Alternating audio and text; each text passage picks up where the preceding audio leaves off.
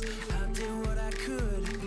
Tell them all I'm leaving, I'll be gone for good. I don't belong here. Oh, I don't belong here. Don't try and stop me, I'm taking off. I'm moaning, I'll be high above it all. Gravity can't keep my feet on the ground. Fly so high, I may never come down.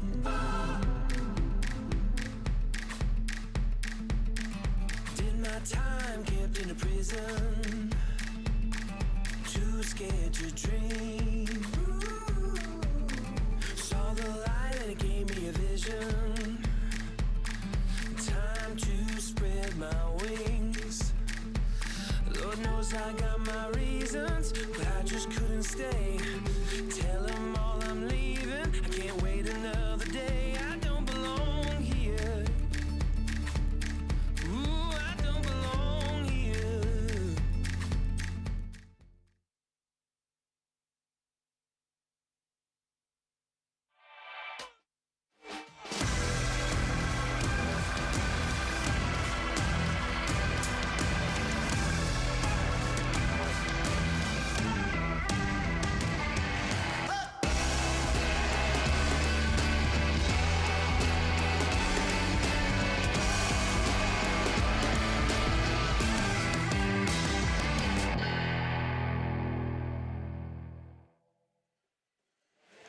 People have made the trip all across the country and even across the globe to make their way onto Noosa Beach to get underway for the 42nd edition of the Garmin Noosa Triathlon. Hello and welcome, Matthew Keenan with you, joined by five-time winner of this event, Olympic Games gold medalist Emma Snowsill. Emma, this is the event that was almost classified as the birthplace of triathlon in Australia. I'd have to agree with you. It was definitely the birthplace for me of triathlon. I never knew about this sport until I came here, and what a place to be. I mean, just riding down this morning, seeing all the athletes, people descending down to transition, it still gives me goosebumps. I said to you, we're in Noosa, it's hot and humid, and I still get that pre-race little shivers. So I'm so excited for today's event. I had a look at the transition area and just walking past on the way in here, and you could feel the nervous tension. There's some athletes out there that are participating in this event for the 20th plus time and others for the first time. I think the first timers are the most nervous.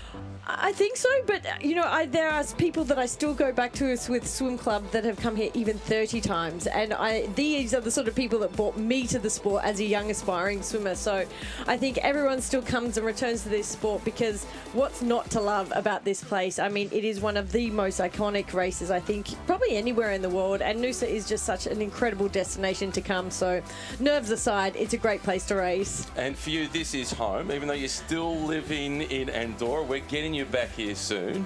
For everybody that gets to come here, I came here the first time and said we've got to come back every year. This is year number 14, and of all the events that I get to cover, this is the one that my wife and kids want to come to. And this is why. Because of Noosa. You're saying they like to get up early and watch this instead? Instead of hang out with me, yes. Exactly. But what a place it is to be able to come and visit. There's so much that you can do, and coming here multiple times, you're still discovering new things to do, like taking a paddle down the rivers, the walk through the national park. The food is fantastic as well.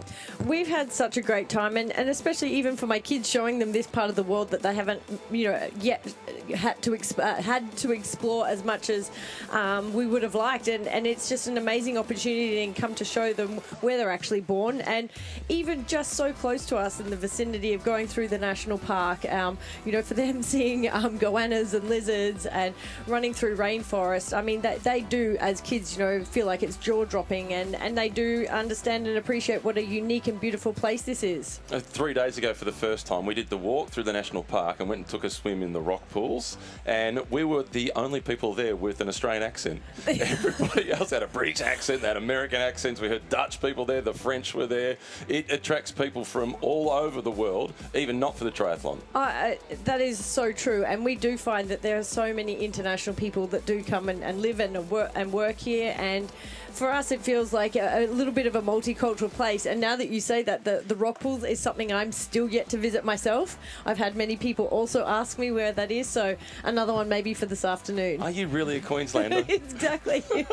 And what event do you get to go to where you start the day and you get delivered a first batch coffee before the broadcast has even started? I'm not going to lie. Having coffee brought to you first thing in the morning, I mean, you can't get any better. I would love to say that it's like this all the time, but this is racing at its best and Queensland at its best, I think. I've just put in my plug to get the next coffee delivered a little bit later on.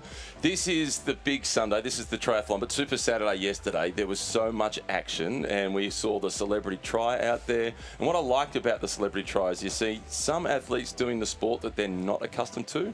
Kai Hurst wasn't swimming.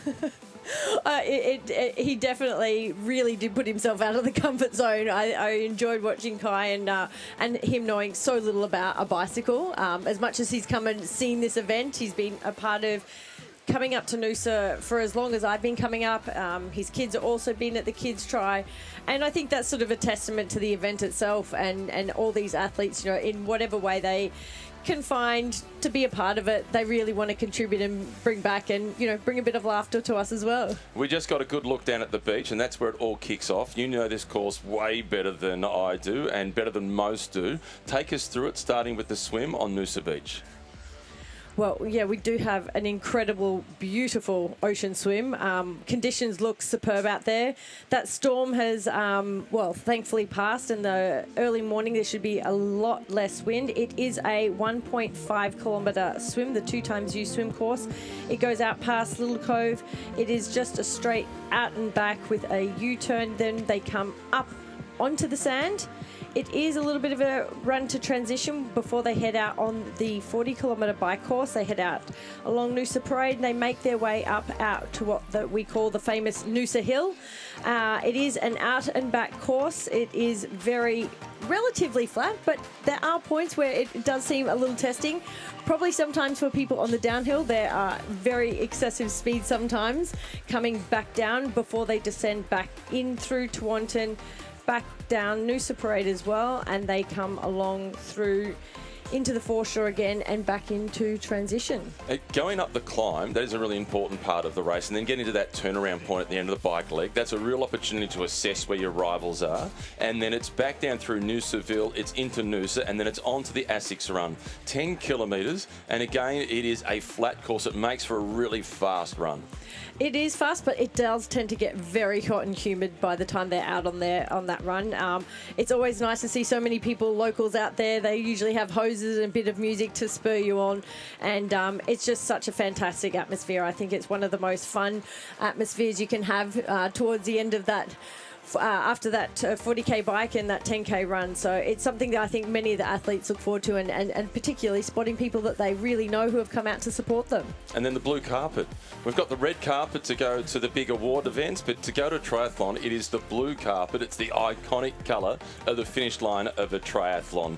They're getting ready to roll. We're still a little over 20 minutes before they get started. The elite men will go first, followed by the elite women. And if we want to get the inside knowledge, Emma, on what's happening, particularly with the local triathletes, we get the best local coach, one of the best in the world. Toby Coots joins us. Toby, you give us the inside running every single year. I love this race. That's what it's all about. So we're trying to get what we can out of there. We know we're going to have our normal people we're going to pick for our first, second and thirds. I'll try and pick someone that's a bit off key that we can actually look at and see what can happen out there in the race. Toby gives us the B-side of the album, and often you get the best hits on the B-side. Correct, and we've seen that over the last couple of years as well. So, yeah, we'll see what we can find today and see what we can do. We're going to start with the men or the women to talk through a few surprise packets to take a look at. Where do you want to start? Let's go the females. Let's do it. Yeah, because we're actually not going to have our defending champion back this year, so... Got someone else Ashley to talk about. Gentle has won this race every year since 2014, and we first came here as a family when she finished second in her first participation, and my daughter asked the question, is it really Noosa if Ashley Gentle's not racing? And that's what everyone's asking at the moment, aren't they? So we're going to crown a new champion today, which is exciting for the Noosa Triathlon. And she's going to join us a little bit later on in commentary. I'm looking forward to having her in commentary with us. We've also got Danny DiFrancesco making a return to racing. And I've obviously got a bias towards her because I've seen her a lot on the bike. She's been an elite professional cyclist as well as one hell of an ocean swimmer. And an ocean swimmer, yeah. She's been part of the Dolphins team as well, 5 and 10K open water swimmer. So she brings that pedigree. And I was actually having a quiet word with her. I actually saw her out on the crit when they had the ladies' crit going around. And I said, how are we travelling? She goes, yeah, I'm going all right. I've been back in the water for two months. So, which for her... Coming from a swimmer. Yeah, exactly. So that means she's swimming well. That's what I was going to say. The run would be the concern then for her?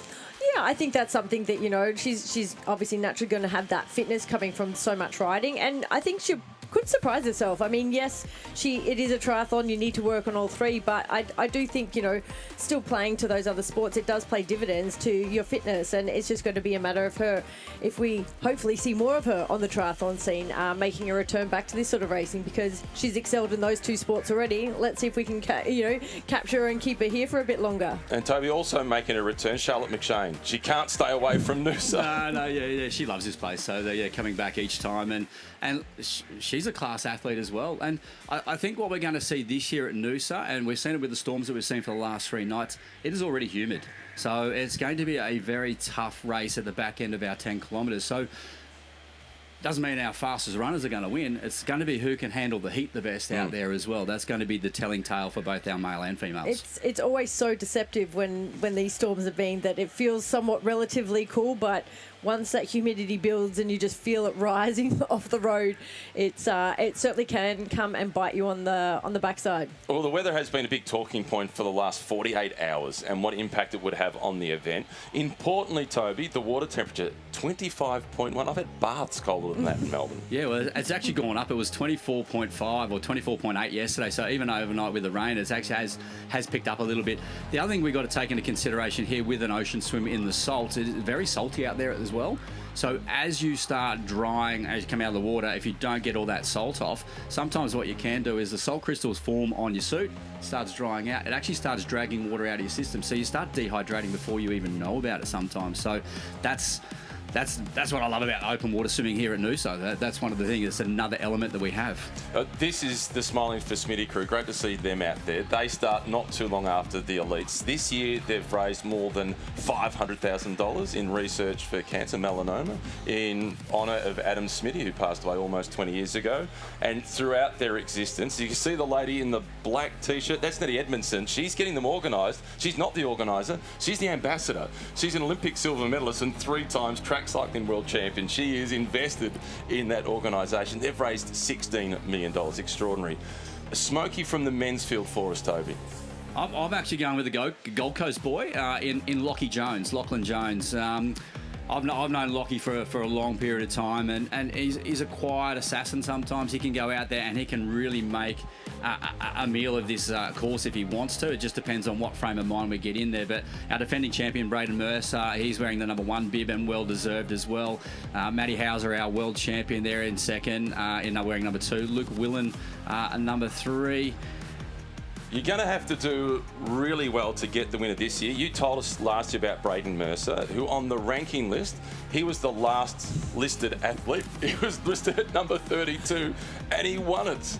It was extraordinary in his first participation in the race. And that's another thing. And Emma, you know what it's like to come here to Noosa. It's not an easy race to do it, and do that on your first one.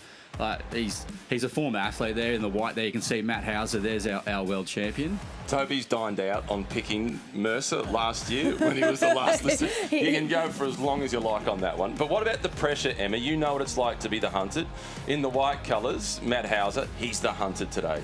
Oh, I think Matt is in such a fabulous place in his career and for this race. I think, coming off that high just 2 weeks ago, he's had an incredible season and he's going to continue to ride that. And that does build a bit of confidence race on race. And I think for Matt, he also thrives on it. That's something that I think not every athlete actually does and does very well. And for Matt, he's really, really excited to be racing and dethrone the current champion in Braden Mercer. Well, let's hear from Matt Hauser now.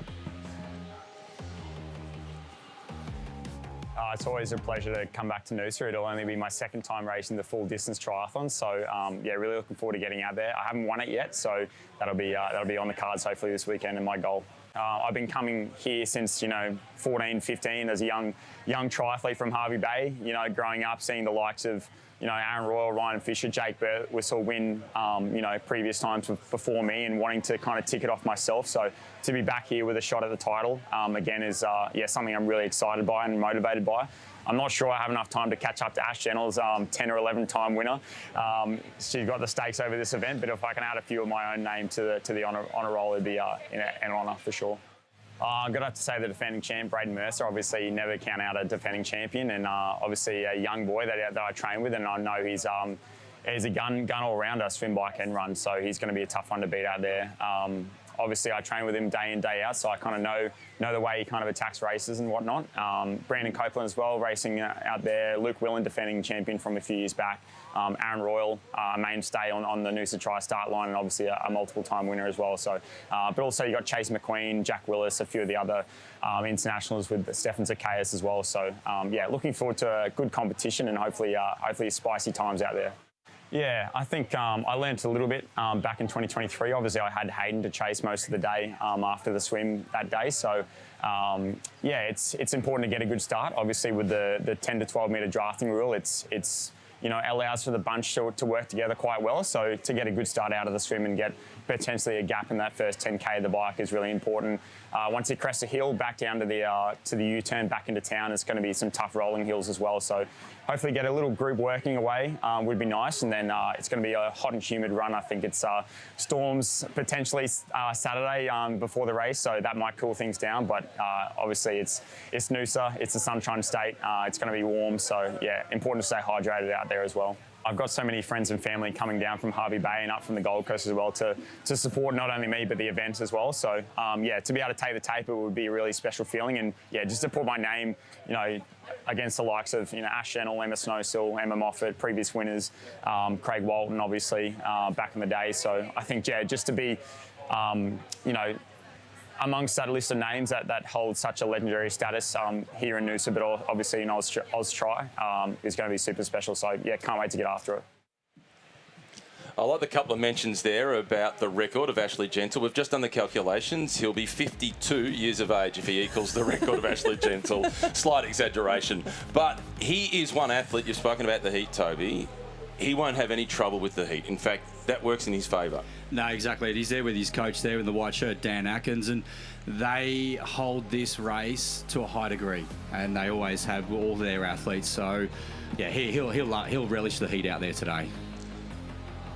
He spoke about when he finished second to Hayden Wild, and Matt Howes, you have to feel for him because he broke the old course record, but he got beaten by the Olympic silver medalist and he finished in second position. So this one so far has eluded him. I think it's those sorts of races and those sorts of events that, just drive that hunger even further, and a world title. And as Matt said, he wants to put his name on this honour roll, and that's a testament to, all the athletes that have come and raced at this event. And it's so important and historical for our sport in this country. So I agree with you. I always have seen how much Dan has put his efforts into these athletes coming to this race, not just a, let's say, end of season race. It's another opportunity to hone our skills. What can we get out of ourselves, and can we etch our names on that board up there?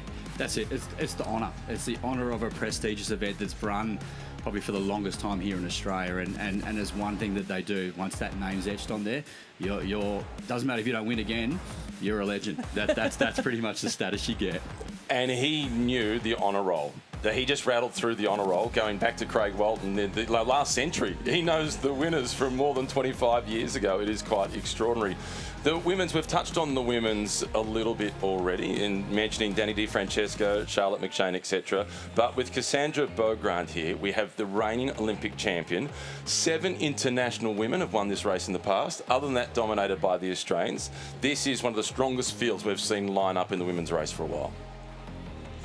I think it's the most exciting. I think the fact that we have the Olympic champion here, she was, racing on home soil in Paris. That was an incredible race to be a part of and to watch and to witness. And, her season this year is probably, by her standards, had very high expectations of where she probably also wanted to be. But I think she's also shown that, she's quite human, and she's had to follow the flow of all those expectations, and maybe didn't, finish where she wanted to in Wollongong 2 weeks ago, having to pull out and say that her body was just not responding the way she, wanted it or needed it to. And in saying that, I think this would be a really exciting opportunity for her as well to see that, she just loves this sport. She's here, she's decided to stay on, and she herself has said, I have heard of this race, I have heard about this event, it has this allure about it, and I would say I've seen her very relaxed and very happy, and I think that's an exciting place. But I think she's up for some really stiff competition. And Toby, does the competition come from last year's second place finisher, the under-23 world champion, Rochelle Hill? I believe so. I think that's where it's going to come from.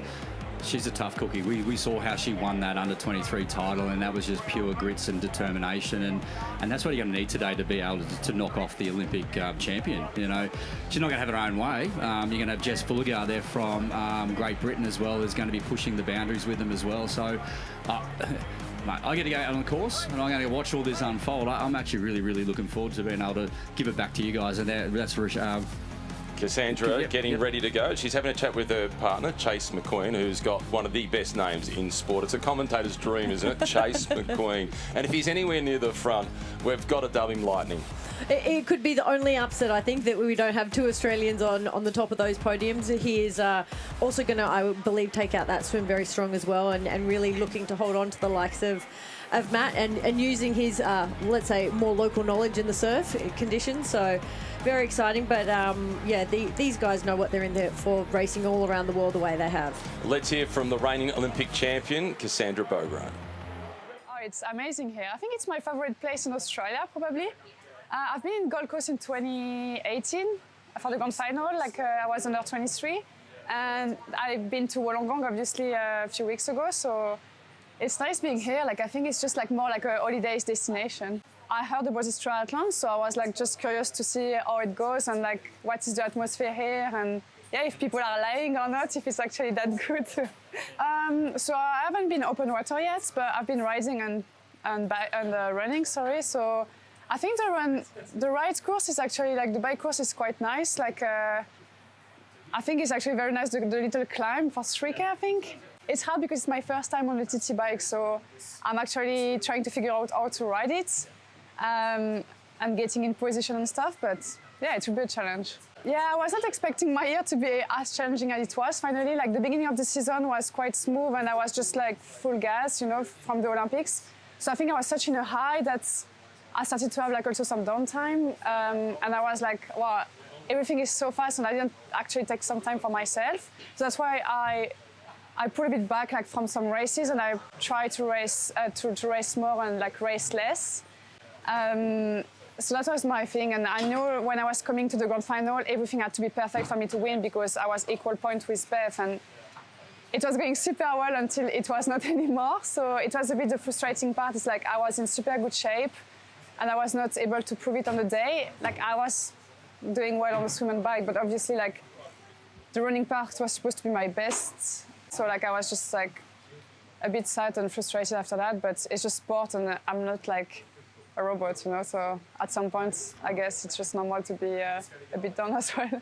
I don't know what to do with the race here. I was should I race or not? No, and I committed to this race, and I was well, I think it will be something else, and I have nothing to prove on this race. It's just really, I haven't been riding the TT much, 3-4 times, as I said.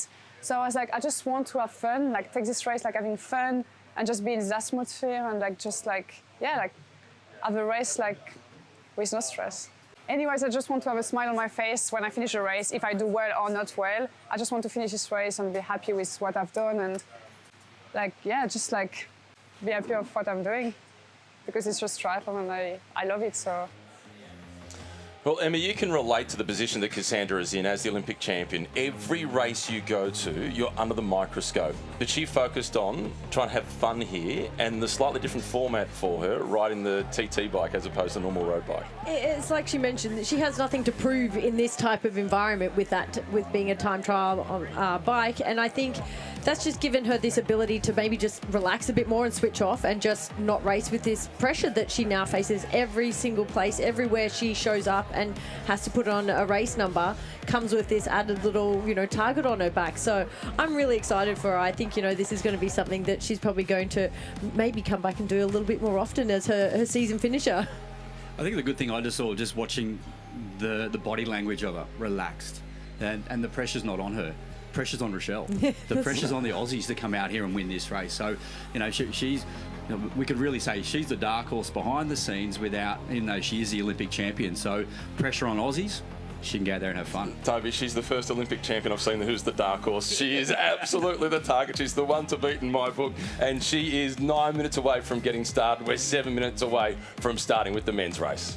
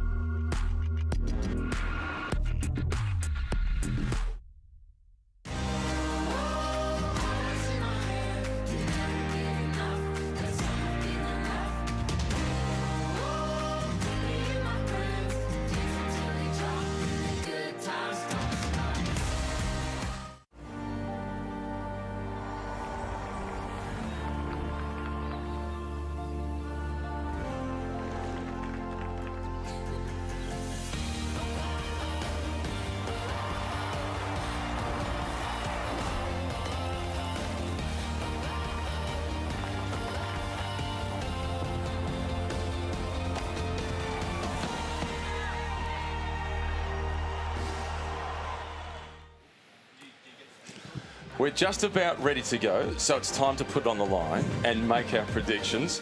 Toby has already declared that the Olympic champion in the women's is the underdog. I've never heard such nonsense, Toby. She's not the underdog. I don't mean she's the underdog. I'm saying that the pressure's not on her to go out there. I actually think the pressure's on the Aussies. Yeah, you are right, because she is here with somewhat of a holiday mentality. This is the back end of her season. So a relaxed Olympic champion, Emma, does that make her even more dangerous? Who are your top three? I think so, you know. I mean, but I in some regard, I really would love to see Rochelle take the win. I do believe that the Aussies do need that pressure on them. So I'm going to put it out there and say I want to see Aussies on top with Rochelle and Jess. I think she had a super strong finish in Wollongong 2 weeks ago, and Cassandre in third. So let's see where it turns. And for the men's, Matthew Hauser, Braden, and Lockie Jones. Oh, so you've taken the Lockie Jones. Toby's put Lockie Jones on the table early, so you've been able to put your picks up and you've stolen it from him. Have I? Toby, respond. We're picking the right ones, that's for sure. Matty Hauser is going to be very tough to beat out there. We know it is. The defending champion, Braden Mercer, I put for second. Luke Willen, he has won here before. He knows how to tough it out. The reason I went for Matty and Brado, because they can actually swim a little bit quicker than Luke. That's the only reason I did that for. Any one of them could win. And then I agree with them. I think Rochelle Hill, I put down as first. I just think she's got more to play here. Cassandre in second and Jess for third. Okay, so for those of us making our tips, our predictions, I'm the one with the least pressure because I've got the least amount of experience in triathlon by comparison to you. So I've been really safe, and I've gone with the world champion in the men's, and I've gone with the Olympic champion in the women's. Luke Willian into second. He is talking a big race, and I think Braden Mercer will confirm his result from last year by finishing on the podium. And we're going to have an international 1 and 2 in the women's. Beaugrand for the wind. Jess Fulliger in second place after finishing 5th in Wollongong. And Rochelle Hill, I think she's going to finish third, which is going to make her even more hungry for the 43rd edition of this race in 2026. You're just putting the script up for next year, aren't you? We're already setting the scene. And we're just setting the scene. They're just about ready to go. They're 3 minutes away, less than 3 minutes away for the start of the men's race. What's the nerves like down there right now, Emma? Oh, it's good. I mean, I still feel it. Like, I still get so excited. But it's this quiet anticipation. I think, you know, nerves are such a natural part of the process and they need to be there. And it's just a matter of calming them to that point of realising, like, it's time to shine. Like, as soon as that gun goes, it's like using that as extra propulsion. So I think, you know, Matty Hauser is going to be getting such a huge applaud down there on the beach. And, yeah, I I think that gives you that extra bout of energy. And on mornings like this, these guys are also not as accustomed to racing first thing in the morning anymore. So many of their races are, even further later into the afternoon. So, yeah, it's exciting and nerve-wracking, but I think that's all part of it. If it's not, you probably shouldn't be on the start line. Braden Mercer, the first one introduced. He's to the far left of the screen, the defending champion. He was the last one introduced last year. Aaron Royal making his way up. He's a 3-time winner of the race, announced his retirement yesterday. This will be an emotional race for Aaron. It will be, and well, he loves this. I had a quiet word with him in the VIP, and he's excited just to go out there and have his last race and enjoy it. And this is the spectacle that we love about Noosa. We've got a beach start. We don't see a lot of these. This is the wading going out in through there. This suits the Aussies in that format, and that's why we will see probably a few of them up there. Brado Mercer, our last one, but they're ready to go there. This is where it all kicks in. It looks like the starter over there is the former winner, Craig Walton. And the former record holder until we saw the arrival of Hayden Wild, and he took the record. Matt Hauser was slightly quicker, but he finished in second position that year. Just about ready to go. No pressure last year for Braden Mercer. He wears number 1 this year. He's got a big target on his back. Luke William looks relaxed. Aaron Royal, final participation in this race. 3-time winner of the event in 2013, 14 and 18. One thing I love is Matt's always smiling. Doesn't matter whatever tape it is, he's always ready to rock and roll. I think that's just a natural ability of him also to perform under pressure. Like there's almost this like that quiet confidence and just being like, I know what to do. And that's something that I think has also been really good with Dan Atkins, that he's really just helped him hone and know what he needs to do in these circumstances. And already he's shown his superstar efforts in wading into the water. Well, they're underway in the 42nd edition of the Garmin Noosa Triathlon, and the start, running through the water there, even just walking through the water in the last couple of days, it's a little uneven, and there could be a few surprises as you're running out, as you're expecting the land to be there. It disappears a little deeper. It does, and the waiting is the hard part of this too, because it actually skyrockets your heart rate really quickly. So this is one thing off the start, and these guys all practice it now these days, but that's one of the things that we'll go through. There's our Olympic champion there, Cassandre, making her way down to the start line. I have to admit that those little potholes in the water really throw you off, even walking through them. So you really have to choose your line as wisely as possible and get those high knees and get cross as many of those little dips as possible. But it was a pretty nice and clean start, and I think the girls will probably be watching closely as well to see where the boys have gone and if it's paying dividends in the position that they've taken. Well, it's interesting. I watched Braden Mercer. He went off to the far right-hand side, and that's the two on the far right that we're seeing. Well, looking at the screen, our left side. So I'm assuming that'll be Braden there, and looking for the white one, that'll be Matty Hauser on his left. So they're the two teammates there leading the charge. And for Braden Mercer, if the weather had have stayed as choppy as it was for the 2 times you swim on Friday night, he would have loved that, because the Mercer family, if you're born with that DNA, you don't even have to go in a swimming pool. You learn to swim in the surf. I agree there, Matty. I agree. Just about ready to go in the women's race. The Olympic champion wears number 1. Cassandre Beaugrand ready to go for her first participation in Noosa.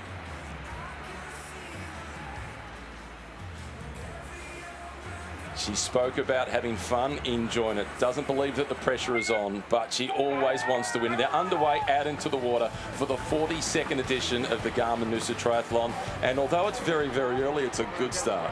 It is, yeah. Like straight across the line there with the whole girls there. So cool, the water, crystal clear. This is what's so good about Noosa. They're going to head out up towards our first point. That's where they'll find the first of those turning cans. But yeah, it's just you could throw a blanket over the whole lot of them at the moment. And this speaks to the culture of living on the Sunshine Coast. How many events at 6:15 in the morning to get that bigger crowd to go and watch? Very fair point. But you could see already that Rochelle, when we saw her on the beach, she was right of screen, and Cassandra sort of took a little bit of a different line, and I think Rochelle's probably tucked right in behind her already. So probably knowing that Cassandra has that really fast start coming from that swim background and speed. and would have just been knowing that, you know, first 200, she's got to get on the feet of her and try and stay as close contention as possible. Because I think Rochelle, she looked really like a good nervous, like a hungry nervous, like there's that energy about her. So I'm really excited to see, just in particular in the swim, where she can keep in relation to the front of this race. And Toby, do you know how much experience Cassandre has got swimming in the surf? Because she hails from the south of France, not too far away from Nice, so there's plenty of opportunities to swim in the ocean.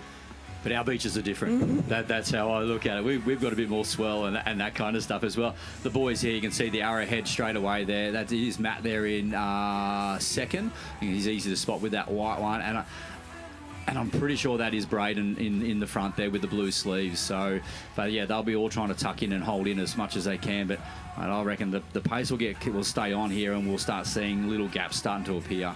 All right, Toby, we're going to do you a favour throughout this race, and we're going to keep an eye on Lachlan Jones and see if your predictions like last year with Braden Mercer are as good this time around. And you're going to be heading out onto the motorbike shortly. You'll be up on the bike league and watching them through transition. Looking forward to seeing what happens with Lachlan Jones after you've put the pressure on him. I'll put the pressure on him. Em's put her down as third as well, so we both put the pressure on him. But it was funny. I actually saw him at the car yesterday, and I went past him and I looked at him and said, "Hey, Lockie, how you going?" He said, "Yeah, good." I said, "You're my dark horse for tomorrow." And he said, "You're the only one that said anything about me." I said, "Well, don't prove me wrong." So I'll put the pressure back on him. Fantastic. Toby Cootes, one of the best coaches in triathlon in Australia, giving us great insights in the Noosa Triathlon. Snowy, the swim going pretty smoothly. The pack all staying together. That's a good sign for the athletes that are concerned, particularly over the last 48 hours with the weather that we've had. Well, it depends what you mean by staying together. I mean, sometimes that is just a whitewash. Like, you really would love to have your own water and clear out and have a bit of space. And my kids will attest to yesterday. I think Luca told me after the swimming, he really couldn't swim properly because of all the other kids bashing into him. And I was like, welcome to triathlon. There were kids jumping on top of each other. They set them off in waves with only 6 athletes to try and keep it clear, from ages of 7 up to 13. And it was stacks on the mill. They were running into the water, taking a big dive on top of each other. It was brilliant to see. No, it is a sport within itself, and but you can see by this men's field, like, that the pressure really is on. Like, Braden has put on a lot of speed, I think, in the front end as they're heading out, because just to have that long strung out line is usually an indication that everybody is just trying to hold on, tuck in, find feet. Normally that sort of more arrow formation that we see is that everybody's probably feeling a little bit more comfortable. So considering that it's so calm and so flat, I think Braden knows that he's really got to play to his strength and just try and put as much pressure on these other guys as he can right from the get-go. So it's a new experience for Braden Mercer as the defending champion, and it's a new experience for the 11-time winner, Ashley Gentle. She's not racing, she's joining us in commentary. Does it feel a little strange? Yeah, I guess it does feel a little strange, but I made the decision a little while ago, and I decided to still come up here and enjoy everything Noosa has to offer. And I was down on the beach trying to, find some athletes to wish them good luck. And no, I was really content being on the other side this year and, giving back to this race and also supporting a lot of the athletes. We've watched you grow up at this race. You've been the winner every year since 2014. That's an incredible journey. How important has it been for you personally? Yeah, it's been immensely important, and I think I've never really given myself a chance to look back on the journey until maybe this year. And, I see myself, being here next year racing again, but this year I just needed a little bit of a breather. And I started my journey here at Noosa in a team, and then my first race was in 2010 where I placed second, and I was racing women that I truly looked up to. There were multiple Olympians, world championship, representation in Australia, New Zealand. Carolyn Steffen won the year that I got second. So it's just been an incredible journey, and so happy that Noosa's been able to be here every year, and I've been able to race every time. All I heard in that interview, that comment then, Emma, was that she's going to be back here racing next year. So I've got pen, you've got paper. Let's sign the contract. We're ready to go. It is fantastic to have the Olympic champion here as well in the women's race. That's good for the event. Oh, it's absolutely amazing. I mean, Cassandre has just had an incredible last couple of years, you know, winning an Olympic gold medal in her home country. Like, that would have been absolutely immense. And I guess the come down from that would have been quite hard to process as well. There would have been a lot more media, a lot more pressure. But she's executed this year just with such grace. And it's amazing that she, you know, raced in Wollongong, didn't have the race that she would have wanted to there at the World Championships, but she obviously thought, you know, I'll stick around in Australia. This place isn't too bad, and what an honour for us to have her here in Noosa. And yeah, I think she's going to have a great day. Well, that's the real sign of a great champion, Emma, is the ability to show the same level of grace in defeat as it is in victory, and she's done that. Truly, she set aside what's happened in the last 2 weeks, but as she's attested to, the last 12 months, and you said, Ash, you know, just coming here with no pressure, you know, enjoy the racing, enjoy what this place has to give, and a slightly different experience. You know, you've had the same where you come from this ITU style of racing, draft legal. For her, being on a bike, on a TT bike just a few times, I think it adds a level of excitement, doesn't it, as well? And this anticipation of like, well, what can I do on in this sort of environment? And I think she has looked very relaxed all week and soaking up the atmosphere. And I think being around the likes of, you know, the internationals and the Aussies, you know, you're always on circuit and travelling together. It's probably been a little bit of a talked about event in terms of like, you know, maybe one day it will fit into my calendar, and we're very fortunate that it has for her. And she's certainly enjoying it. This is a look at the men's race. It's Braden Mercer who's leading, Matt Hauser in second spot. It's all really bunched up together. No gaps really appearing yet, Ash. Yeah, that front group is really large actually, and you know, we know how good Braden and Matt Hauser are in the water, so you know, a lot of those men are doing a really good job there to stay at the front. But look at the conditions, they are picture perfect. Like, you could not get a better swim in the world here in Noosa. Those aerial shots, just looking at the water, it's crystal clear, it's just absolutely beautiful. So yeah, I think a lot of those men will just be trying to hold on because they know that, the fast feet are at the front, and they really need to hold those feet. And some of them are almost eating the feet. They're that tight up on top of each other. There's hands touching feet as they're swimming. This is a pretty big group that is still together. They're making their way back towards Noosa Beach. Ash, when you first started, the swim was in the river? Yeah, it was. Yeah. And so how different is it now being out on the beach and the length of the transition across to the bike? Yeah, it's changed quite a bit in the years that I've done it. And, you know, I think everyone really enjoys the ocean swim. They were all pretty happy when we got to swim in the beautiful Noosa main beach. But in all the years that I've done it, they've actually, you know, had to change the course a couple of times. We've got, thankfully, stunning conditions this morning, but we've seen some wild weather roll through Noosa on race day, and they've had to kind of adjust the swim, but it always is just as beautiful, and they make it work. And it's so nice that we can showcase this beautiful part of our world. It's not as if Noosa needed anything else to attract age group athletes here, but moving it across to the beach, I think that made it even more appealing to all the age groupers. I mean, my experience was always in the river, and coming from a swimmer and only knowing a 50-metre pool, even at that point, it was very exciting and very thrilling to be thrown into the Noosa River with so many age groupers. And it's just a different atmosphere, but to be out at Noosa Main Beach, one of the most iconic places, you know, in the world, in Australia for sure, and to have conditions like this has been, I think, a real added bonus, if there is such a thing, to this event. The front of the men's race has caught your attention, Ash. Yeah, it has. It looks like Braden Mercer is off to the left, and everyone's kind of following his feet at the moment. But it looks like that's Matt Hauser in the white swim skin that's kind of moved to the right.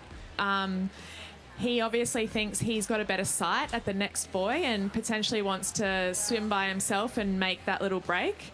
So it'll be interesting to see what happens there, because it's a pretty straightforward swim, but they've obviously got two different lines that they want to take to that next buoy.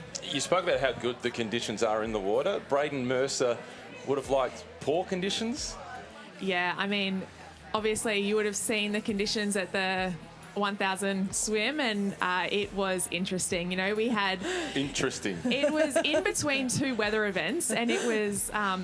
kudos to all the athletes that got out there. I was just like, what a proud day to be an Australian. There is nothing stopping us getting in the water.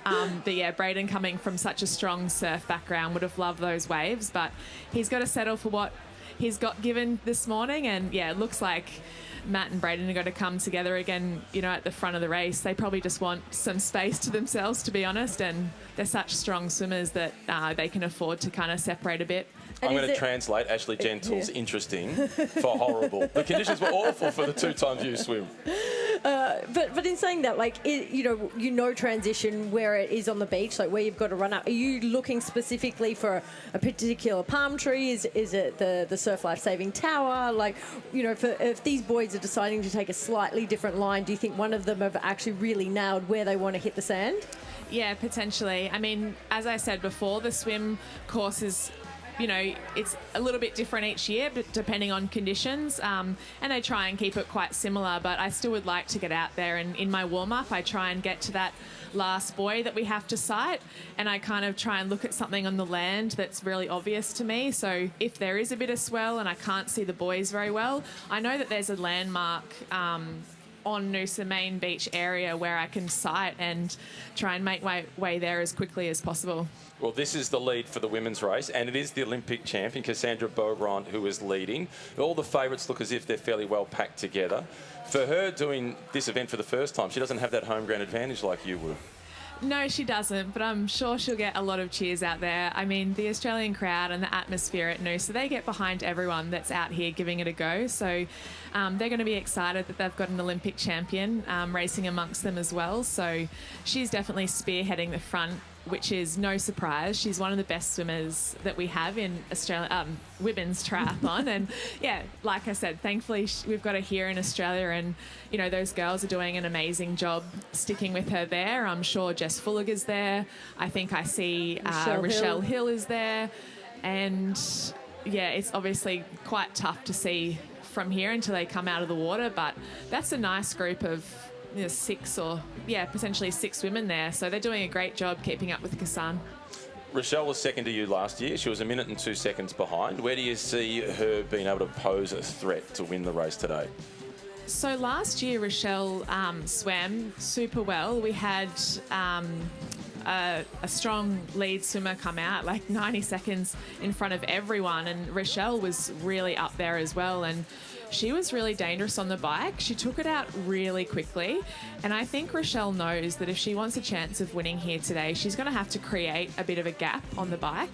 Rochelle is an incredible runner in her own right, but I think she knows that she's got to face an Olympic champion of Cassandre, and Cassandre's running pedigree is just phenomenal. So I won't be surprised to see Rochelle really try and make moves on the bike, whether that's at the start, she might wait for the hill, or even the downhill. And I think she knows that if she can get that gap, she's got a chance, and I think that's going to be exciting for her. Can't wait to see what happens on Garmin Hill. We're back on board with the men, and Matt Hauser, he's decided to desist with his separation policy from the rest of the group, and he's gone back alongside them, Emma.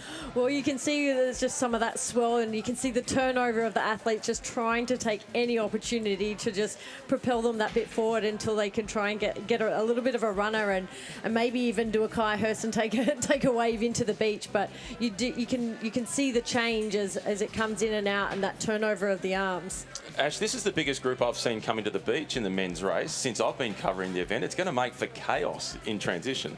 Yeah, it's super interesting because at the front here, you've got 3 swimmers right at the front of the race, like super wide. So it actually makes it easier for the men at the back to stick with the group when you've got 3 people wide. And it looks like the man on the right-hand side is Chase McQueen, which is Cassandre Beaugrand's partner. And he's from the USA, and he's an exceptionally good swimmer. That's his forte. So it's kind of no surprise to see him there up with Braden and Matt too. But yeah, it's such a big group and they're so wide. So yeah, they're going to try and get some separation before that bike, but maybe someone can catch a wave here.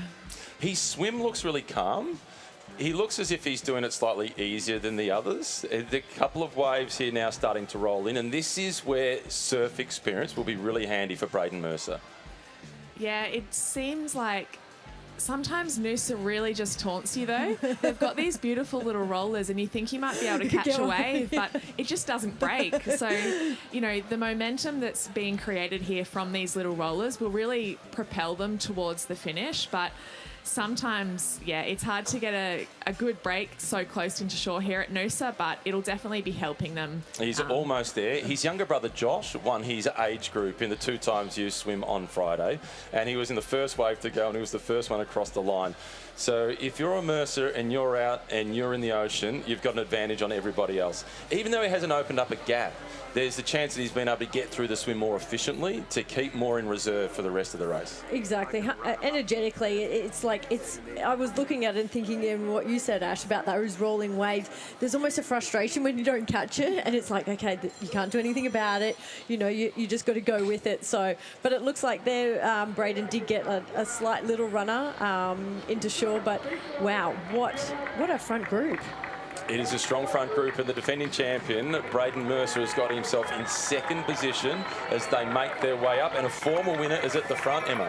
Yeah, it looks like Luke William there has been able to take charge, just coming out of the water onto the sand. No, I apologise, it wasn't. That was him in about 5th or 6th. But he's in a good spot, and Luke spoke on Thursday at the launch event, and he said he is not out here to finish 2nd or 3rd, as he wants to get his name on the honour roll again. Yeah, I think Luke is really excited by this race. He's an exceptionally talented athlete, and he's won here before, so he knows what it feels like. He's going to be super excited to be in this stacked men's field and be up there. So yeah, what a talented front group, and it's going to be interesting to see how they sort themselves out on this bike, because yeah, it's a non-drafting race, so someone's got to make some moves to try and separate it. And there's 15 athletes altogether. It was Jack Crome who led them out. So the depth in the field is impressive, Emma, because there's a few names up there that have hardly had a mention yet, and they're right in the thick of it. I think that's the brilliant part about this race. I mean, it is a bit of an Australian opener for athletes that are not going overseas.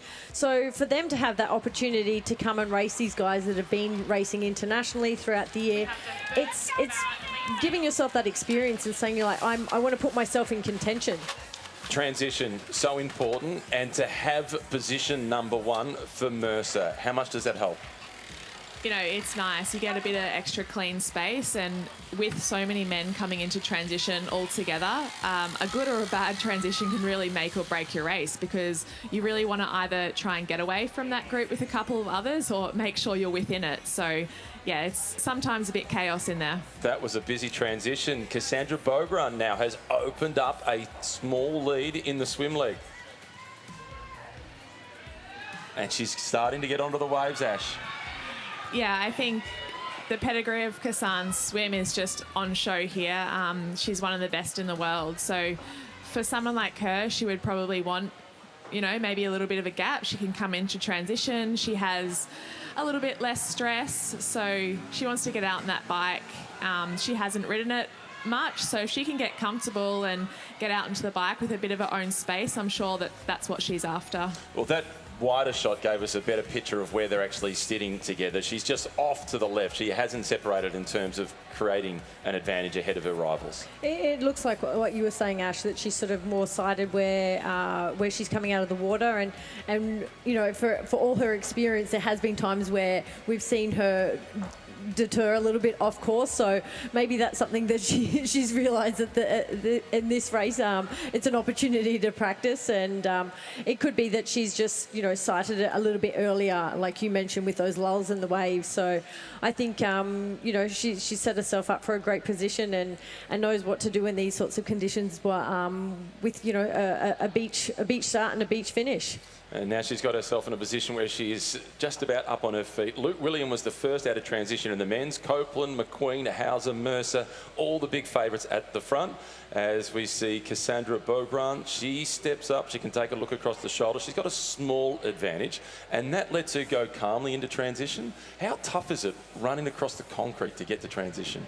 Yeah, it's a pretty long run. I really enjoy it though, because I like being able to do some running before getting onto the bike, get my swim spin off. But yeah, these women here have had a great swim. There's Cassandre Beaugrand, Jess Fulliger. We've got Rochelle Hill there, Danielle Di Francesco, who's a great swimmer, and Lottie Wilms. So that's a strong front group. So this run to transition can really split it up if you're not on your toes. So it'll be interesting to see who actually makes it out of transition first. And is there a bit of jostling? Because it is really tight for quite a few of the first kilometres on the bike. So getting out of transition and asserting yourself as soon as you get out onto the road is actually really important at this point of the race too. And with the likes of Danielle being that cyclist, do you think she's going to want to take charge immediately?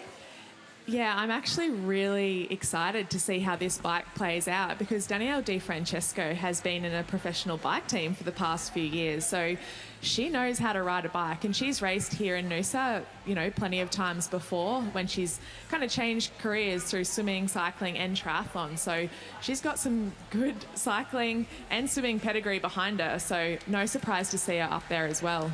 Tara Sosinski also up towards the front. She was 5th here last year, so that was a good result for her. Fulliger quickly through transition. No, it's great to see some of these young Aussies, and she's had a bit of a change in coach. Actually, her brother coaches her, so I'd love to know how that dynamic works on a daily basis. When I look at my 2 kids, that's a dangerous dynamic. So Jess Fulliger actually didn't have a swim skin on, so that was the reason she was able to get out of transition so quickly. So that's a huge advantage for her. So obviously her suit was fast enough for her to swim in, and she's going to have a little gap going out onto the bike course. Lotte Willems from the Netherlands. She was much slower getting through transition. She came out of the water just on their heels, but she's taken a while to get going. On board at the front of the race with the men's event as they're heading through Noosaville. So they're almost 5 kilometres into the run. Into the ride.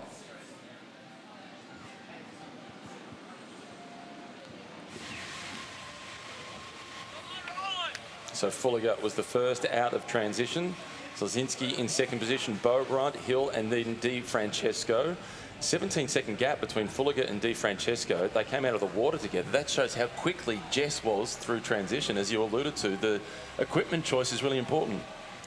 Yeah, so I think she actually wore this suit 2 weeks ago in Wollongong, and she was in that front group in the Elite Women's World Championships, and she's an exceptionally strong cyclist. So this is a perfect setup for her. I think she could be coming here, you know, as a bit more of a dark horse, extremely talented and experienced British athlete ready to take on this iconic Aussie race. So yeah, she's out the front of the race, and I don't think she's going to look behind. She knows that she just wants to put as much time in as possible, but she finished 5th 2 weeks ago in the World Championships, so she is a very accomplished athlete, and yeah, people are going to have to watch out of the kind of damage she could possibly do on the bike here. She is motoring. This is Charlotte McShane. She's making a return to Noosa after a bit of a break from racing up here. She loves this event. Ash, great having you with us early in commentary. Before we let you go and enjoy the VIP area and take a look at the blue carpet from this side of the fence, what are your expectations? We'll just put you on the spot for the women's race. What do you think happens from here? So I think the women's race will blow apart a bit. There was the smaller front group. I think women are going to be looking to try and do some damage on the bike. So I think there are going to be some pretty big gaps coming into T2, and then it'll be an exceptionally exciting run race to see who can take out the title. Thanks for joining us, Ashley Gentle, 11-time winner of the Noosa Triathlon Snowy. That's an extraordinary record, isn't it? Always a pleasure to have you, Ash. Thank you. The men's race, they've come out with a group of 10 or more athletes all together and pouring on the pressure right from the very start. Matt Hauser, I mean, he's just wanting to take charge, take control, and we saw him in Wollongong. It was just executed from the get-go, and I think, you know, Matt also hasn't spent a whole lot of time on a time trial bike, but he knows this course. I think that's always something that the athletes who have raced here before, they know the parts of where they can put the pressure on, and it's certainly not a technical course, but it always is advantageous to be up the front, and I think Matt, he's continuing to ride off that momentum that he's had throughout this whole year, and he knows he can ride and run off the front from the get-go, and put the pressure on these guys. He knows he can run really well off a hard bike too. That was definitely proven. I remember Chase McQueen saying that he basically just got a front row seat to Matt's performance in Wollongong and was just there to watch the show. A tough ticket, not very comfortable when you're watching it from that position for Chase McQueen. But this performance by Jess Fulliger, she's come into this race as the second favourite, probably behind the Olympic champion. She's catching the tail end of the men's race, which started 2 minutes ahead of her on the beach. I think the pedigree of British triathlon is certainly something that we're very well aware of in this sport for a long time now. And to see British athletes continue to come through the ranks and put themselves in contention the way they do in every race they show up to, I think is part of that system, and it certainly seems to be paying off for her at this tail end of the season. I think she's coming more into form in the second half of the year and the second half of this year, and Wollongong certainly spoke to that. And again, coming to Noosa to finish off her season here is a fantastic opportunity, and for her to see what she can put out on a 40k time trial, and she looks very comfortable. Well, this is second from last year. This is Rochelle Hill. She finds herself chasing Jess Fulliger, aiming to go one step better than what she did last year. She's the under-23 world champion. She collected that title in Wollongong a fortnight ago.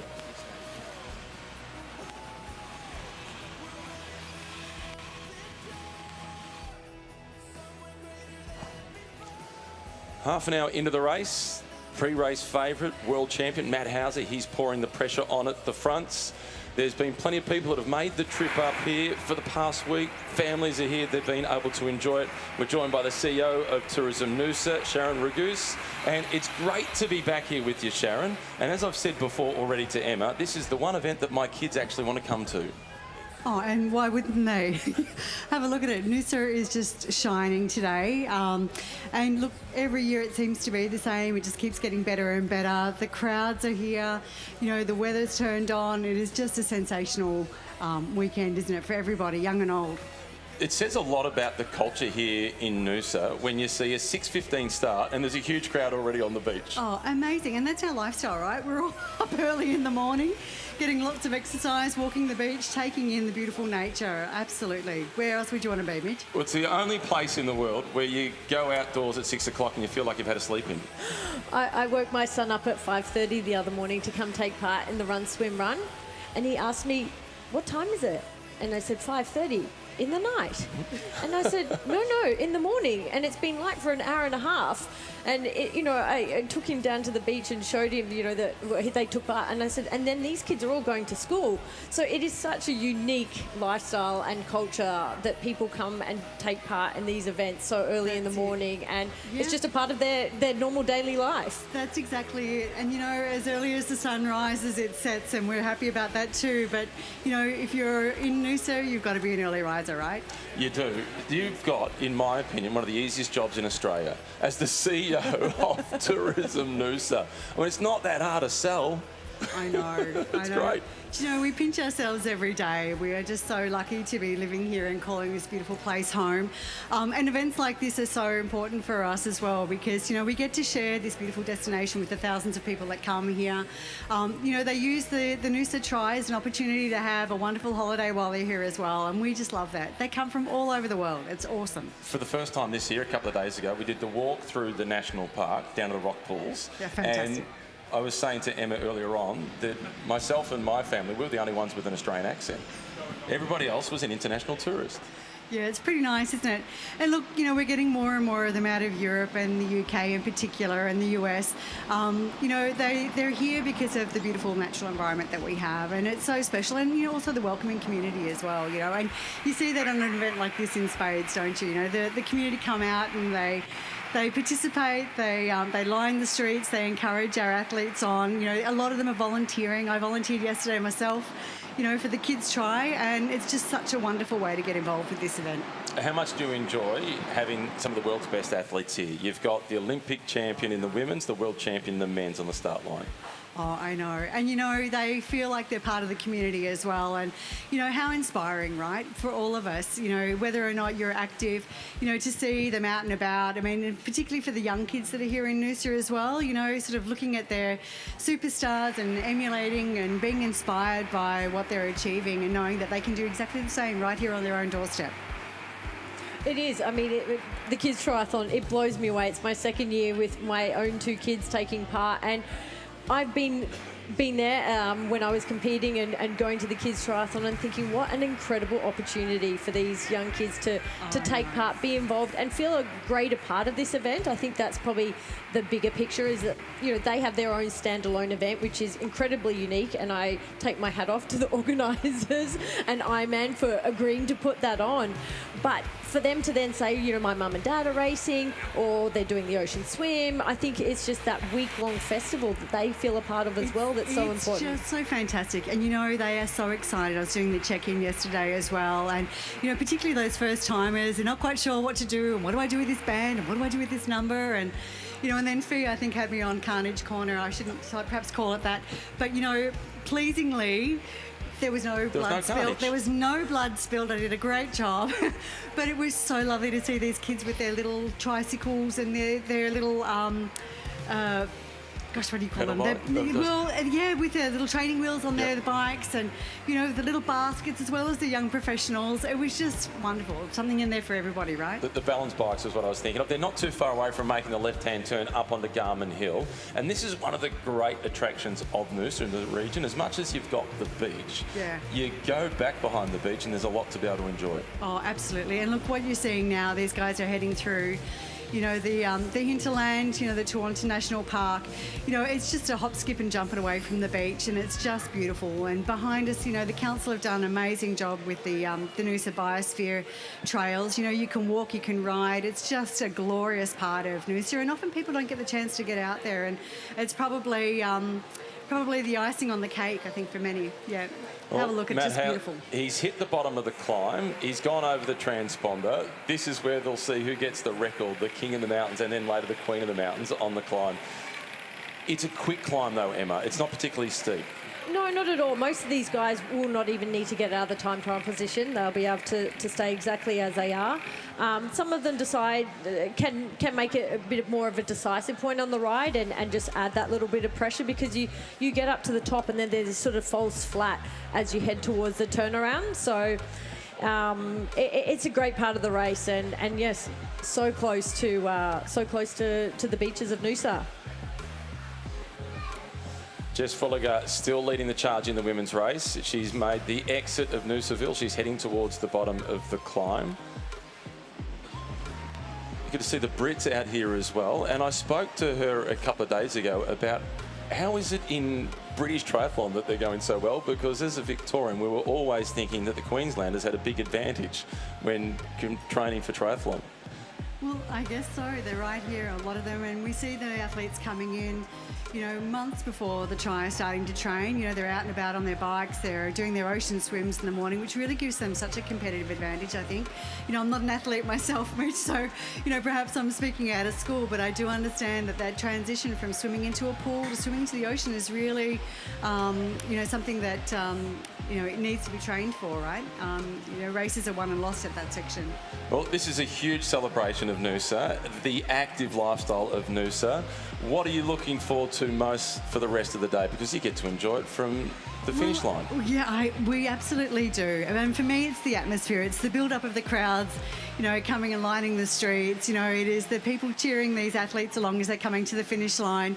We've got... some teams, people that we know that are running, we'll be cheering them along from the sidelines ourselves. It's just such a wonderful event. Yeah, Mitch, the atmosphere here is just palpable. It is brilliant. Thanks for joining us, Sharon, the CEO of Tourism Noosa. As one of your best advocates, Toby Coote is out on the bike league. Toby. Hey, Matty, we're just climbing the Garmin Hill at the moment, about halfway through. Matty Hauser, he's been pushing the pace for the whole time. We've been looking at about that 48 to 50 kilometres an hour on the way out to the hill. So they're definitely laying it down. Conditions perfect for racing. Nice, no breeze out here. Roads are wet. We had that storm come through about 2 o'clock this morning, so everything's really drenched out here. Well, Toby, they're charging towards the top of the climb. The group is predominantly together. Were you surprised by how big the group was that came out of the swim? Yeah, it was. It's probably the first time that we've seen it like that in a number of years. So to have such a big group like that, it was, interesting to see. The pace is on and the line's been pretty stagnant. So they are looking after each other as in that draft zone. We must have put the mocker on Lockie Jones, mate, because he was the first one to drop off. So we apologise for that in the commentary box. You've given him the commentator's curse. The women aren't too far away from making the turn onto Garmin Hill, and Jess Fulliger, she is delivering on expectations. She is motoring at the front, Toby. Oh, that's awesome to hear. It's great. Like I said, it's always good to see the internationals come out and perform the way that they're going to. So, as we said, the race doesn't finish until we get across that line, but she's put herself in a really good spot. Great, Toby. We'll catch up with you shortly. Emma Snowsill, Jess Fulliger is off to a great start. She's taking charge. She really has taken the bull by the horns and decided that, you know, she's going to give this event all she's got. It looks like Cassandre has just decided she's going to probably stick with Rochelle. She knows the course. She knows that she's placed, you know, only that minute behind Ash before.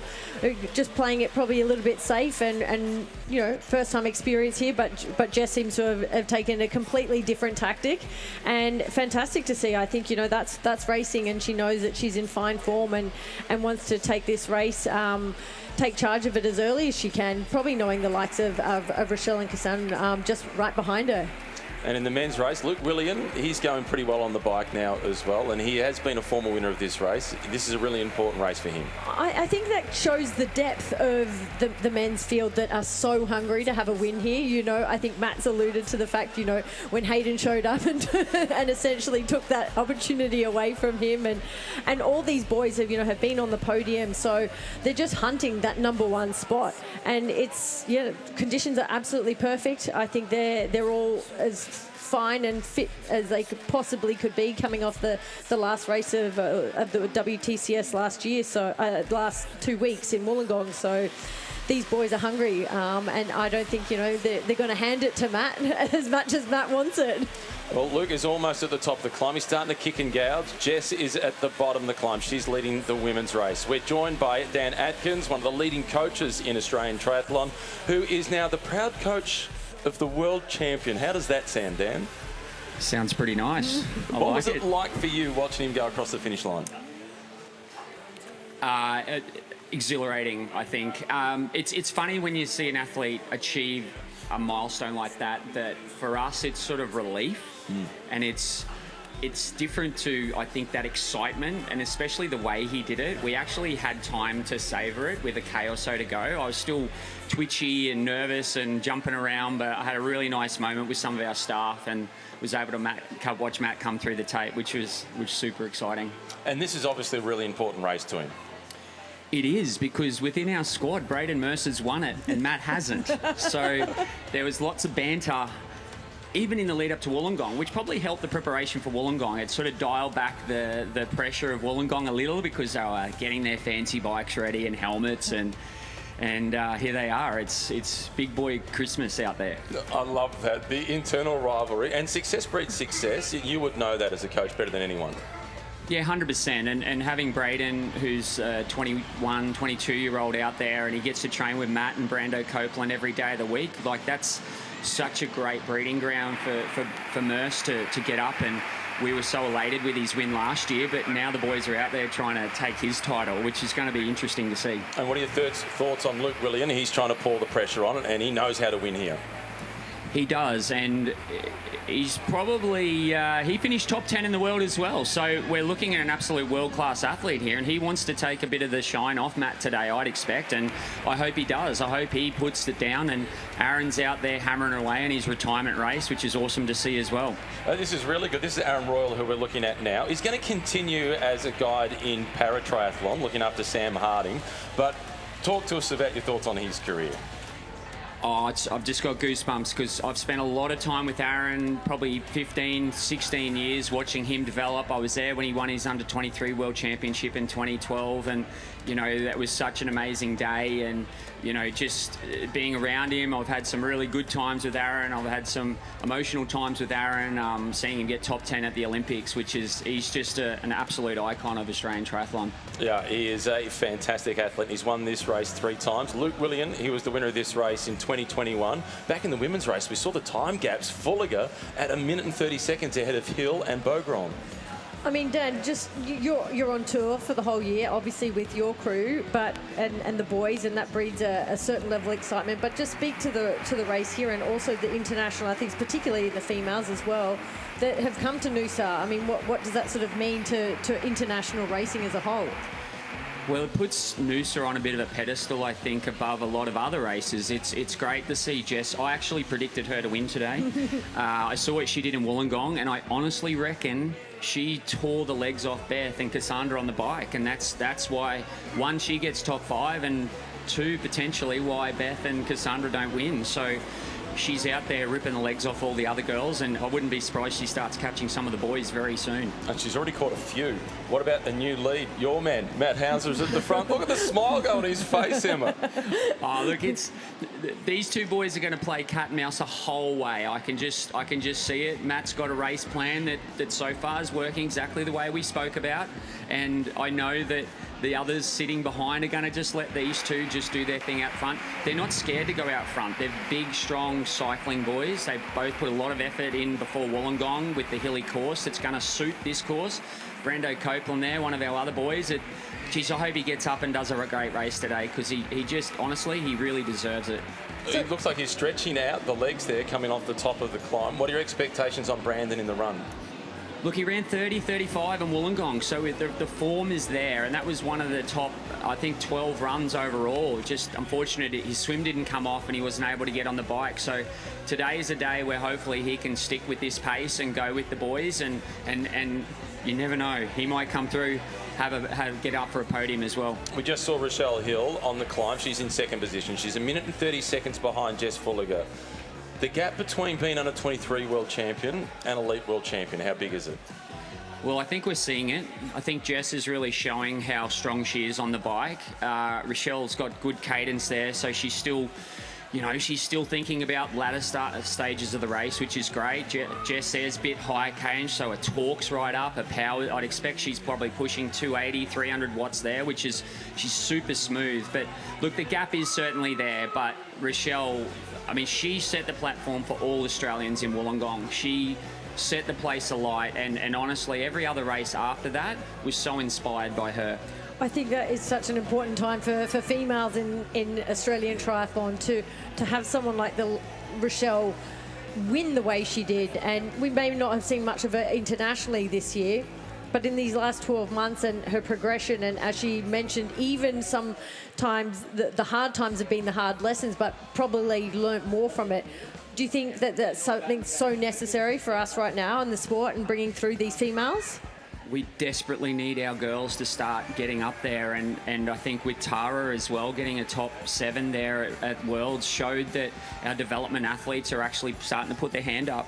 We've had a little bit of a hiatus with our elite women, dare I say, and that's no disrespect to the girls that were at Worlds this year. I know that they need athletes coming through, and Rochelle's race was absolutely world class, and both the girls backed it up in the mixed team relay. They've got the bronze medal there for the under-23s along with the 2 boys, and that was exceptional. I'm excited. I think I spoke to both girls and said, let's wrap you up, let's get you ready for LA, and let's get you on that team.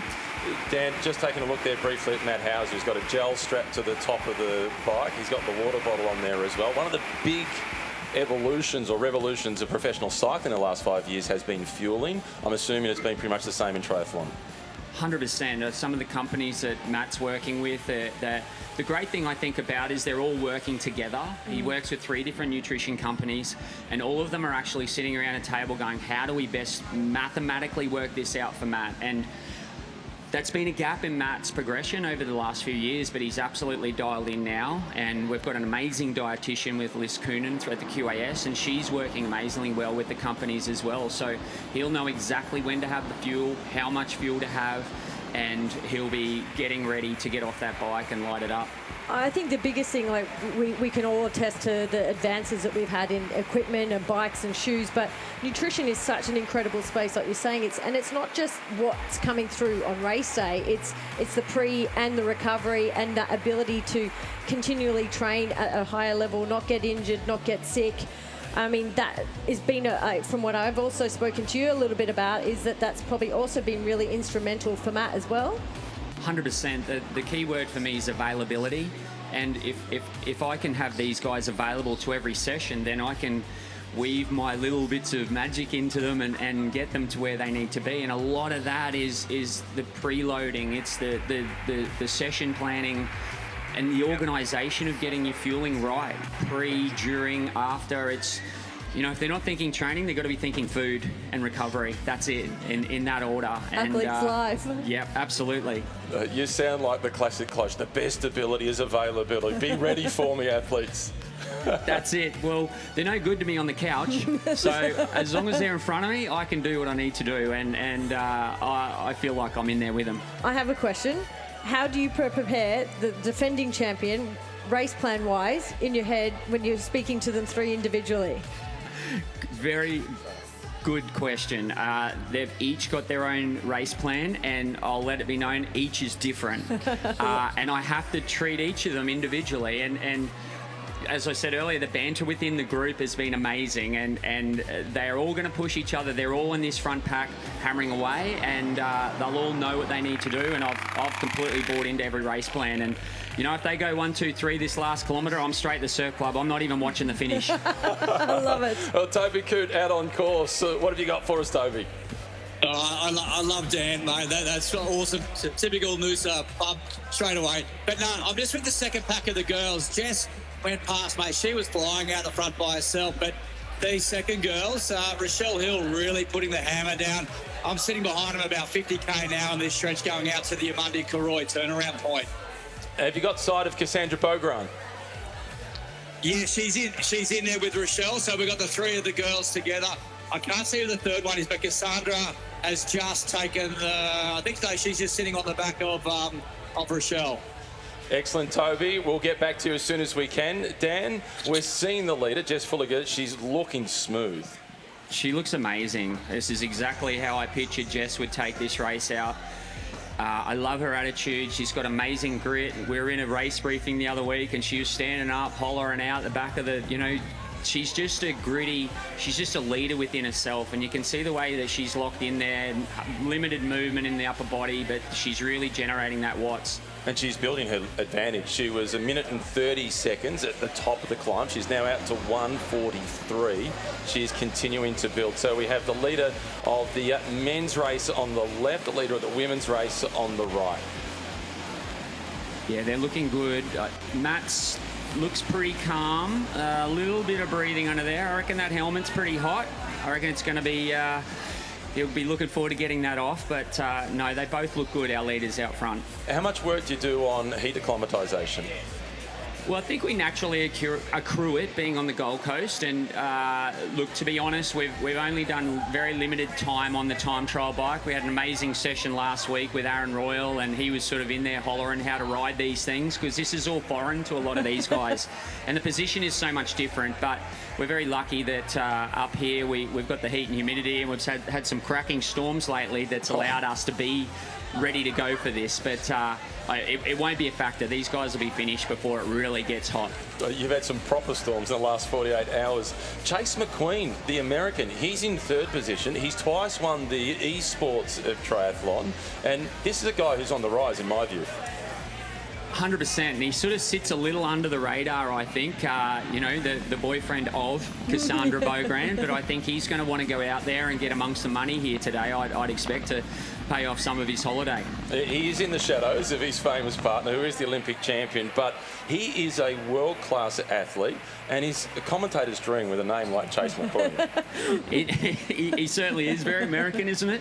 But look, he's improved his run, And I think that's an area that he's really worked on, which may have come at a little cost to his swim because he used to lead out everything. But, you know, you've got to run to get the dough, I say. So, you know, he's gone away and worked on that, and he'll be certainly in that mix if he gets off the bike in touch. Okay, before we let you go, heading into the run, what are your expectations? I just expect that they get off safely. That's the first coach's dream. And then they've just got to, look, I say to everyone, you've got to be controlled that first kilometre. A lot of adrenaline's going to be pumping. The crowd's huge. Everyone's going to be yelling at them. We need them to just stay nice and calm and do their business out the back where there's no crowd. That's really important. And then hit it hard that last 3K. Well, good luck to you getting across to the surf club to be able to enjoy the rest of the afternoon. And congratulations on coaching the world champion. Thanks, guys. I really appreciate it. Dan Atkins, one of Australia's leading triathlon coaches, and he's got 3 horses in the race today, and he's looking for a lazy 1, 2, 3. He's not greedy at all, Emma. Oh, I think if anyone can do it, that man can do it. So very, very, very happy to have you here and giving us your insights. John Reid, at the moment, we're on board with. And the front group is big. There's still 10 athletes that are all within touching distance at the front of the race. This is really impressive. Yeah, I think we have a lot of strong riders, and a lot of these athletes are definitely, you know, honing their skills on a non-drafting course. And this is an opportunity for them to test themselves, you know, especially these young up-and-coming athletes. And a lot of good, probably, let's say, strong bike runners combination. So I'm really interested to see how the back half of this course plays out for them as well. And they're onto the back half of it now. They've done the twisty climb, up Garmin climb. They've made the turnaround. They're on the way back, and they don't go down the same descent. They take the main road, and speeds are north of 90 kilometres per hour on that descent. It is definitely the place that I have exceeded my fastest speeds on a bike. It does take some practice. It's just a long straight shot, and you do. I do recall getting a few of the little speed wobbles at times, so it's something worth practicing, especially on a time trial bike that feels a little different. You're not able to get quite as low in the drops as you are on your road bike. So, but these athletes are very confident, very comfortable, and very attuned to what they need to do. There's Ben Dykstra now, the rider from Great Britain, the triathlete from Great Britain. He's moved to the front. So Matt Hauser, he looks to be conserving himself now somewhat on the ride by comparison to what we saw at the start, where he was looking to tear the race apart. Well, it's like Dan alluded to, all these athletes have their own race plan, and you can't, you know, be so somewhat dictated by, you know, the changes and the chops and changes between maybe the lead, and it's sticking to what you know you need to do. And for someone like Matt, you know, being typically in a group, taking charge, but it's just a matter of staying calm and content, and keeping good positioning and keeping safe. So, you know, I think Dan also mentioned, I always feel that, you know, you just want athletes to come off the bike in one piece. You know, those roads are really wet, drying out now, but they've just got this sogginess that creates this slipperiness on the roads that even the best of the best, you know, coming around a roundabout, and the, you know, high pressure in the tyres. You know, we have seen stranger things happen, so I don't foresee any of that happening to these athletes, and you can see that the roads are certainly drier further out towards the turnaround of this bike course than they were probably further in than when they started. Elite female, absolutely. This is Jess Fulliger. She was 5th at the World Championships 2 weeks ago in Wollongong.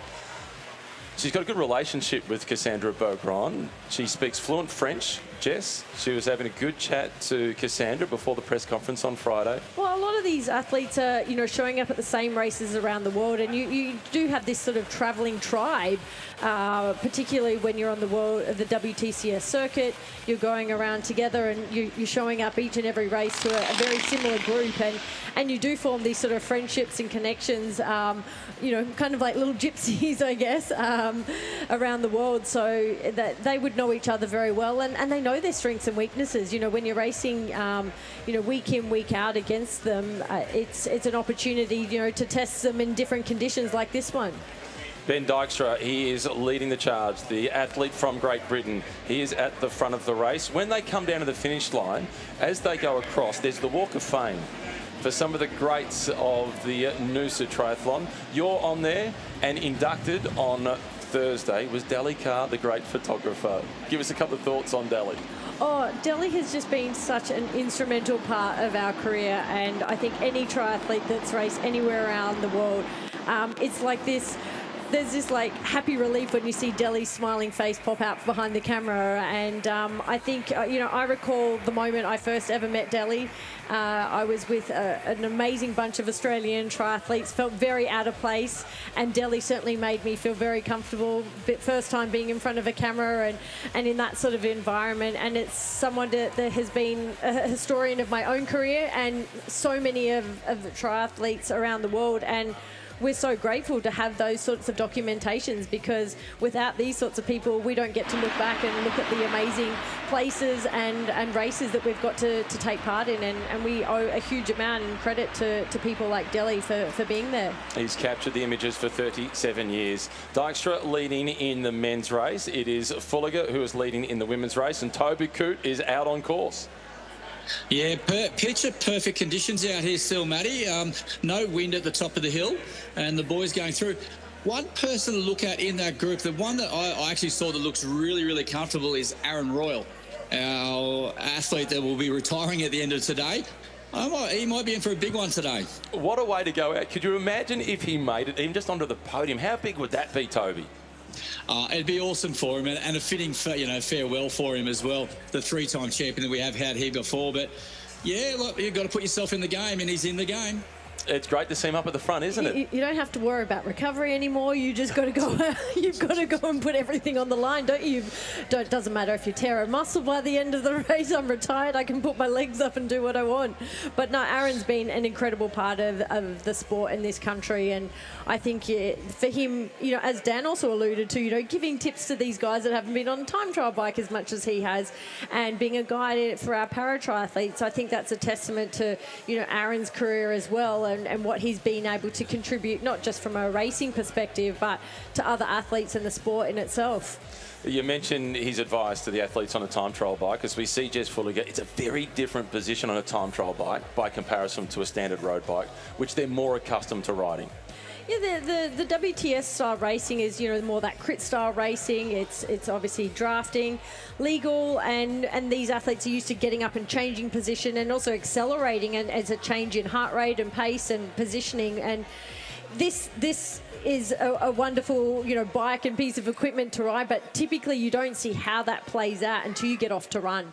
Being in that one position for that 40k is typically where you feel coming out onto the run, where you might know what it feels like off a non-drafting race, all of a sudden being bent over that whole time, the hip flexors, the hamstrings, and it can feel slightly different. But I just think that this day and age, these athletes are so in tune with what they need to do, and they're so professional in every aspect. And Jess is making it look like she's been on a time trial bike all her life, if I'm honest. Oh, she's flying. She's been out there for almost 1 hour. They're getting towards the back end of the bike league. Still got the 10-kilometre run to come. Plenty still to come from the Garmin Noosa Triathlon.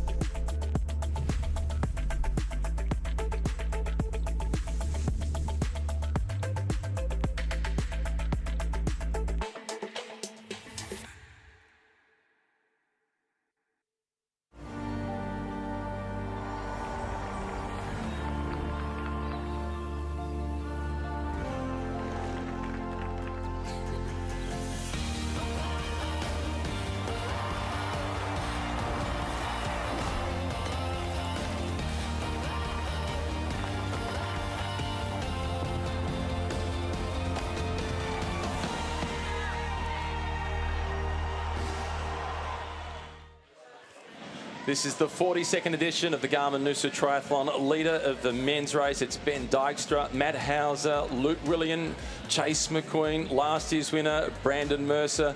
They're separated by 3 seconds. This is wide open. Aaron Royal, 3-time winner, also in the mix. And in ninth is Brandon Copeland. So there is all 3 of Dan's athletes in the top 10 there. There's been a fall out of the fronts in the men's race. The roundabouts, they are tricky.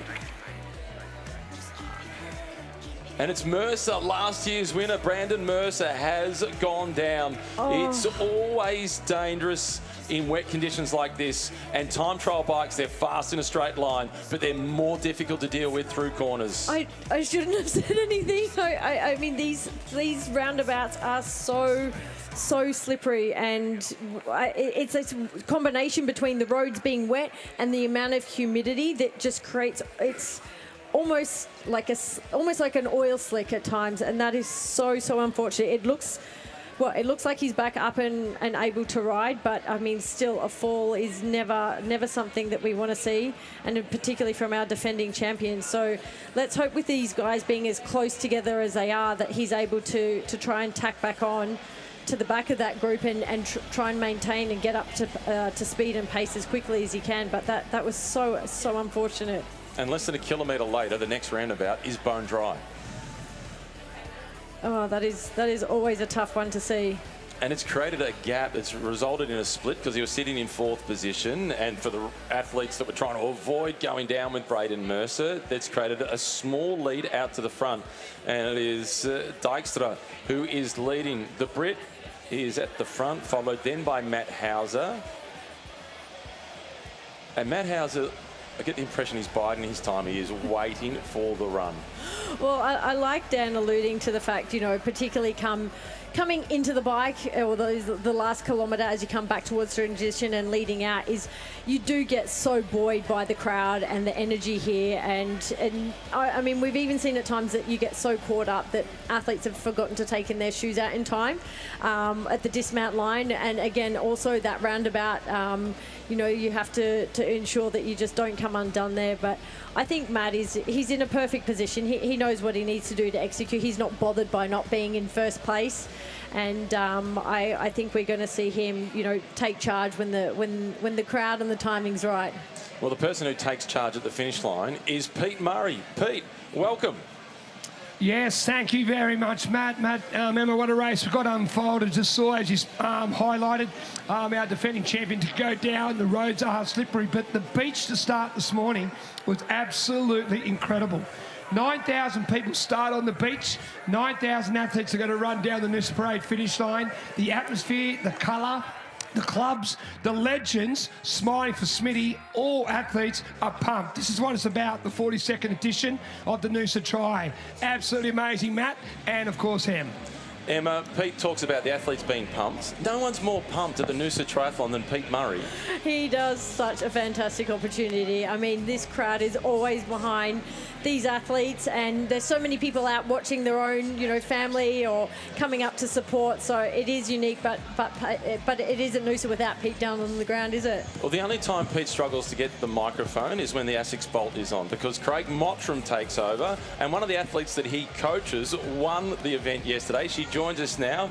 Morty Skyring, congratulations on the win. Thank you. Thanks, guys. How loud was Craig as he put the microphone down for a moment with about a half a lap to go and he was yelling at you? We could hear him.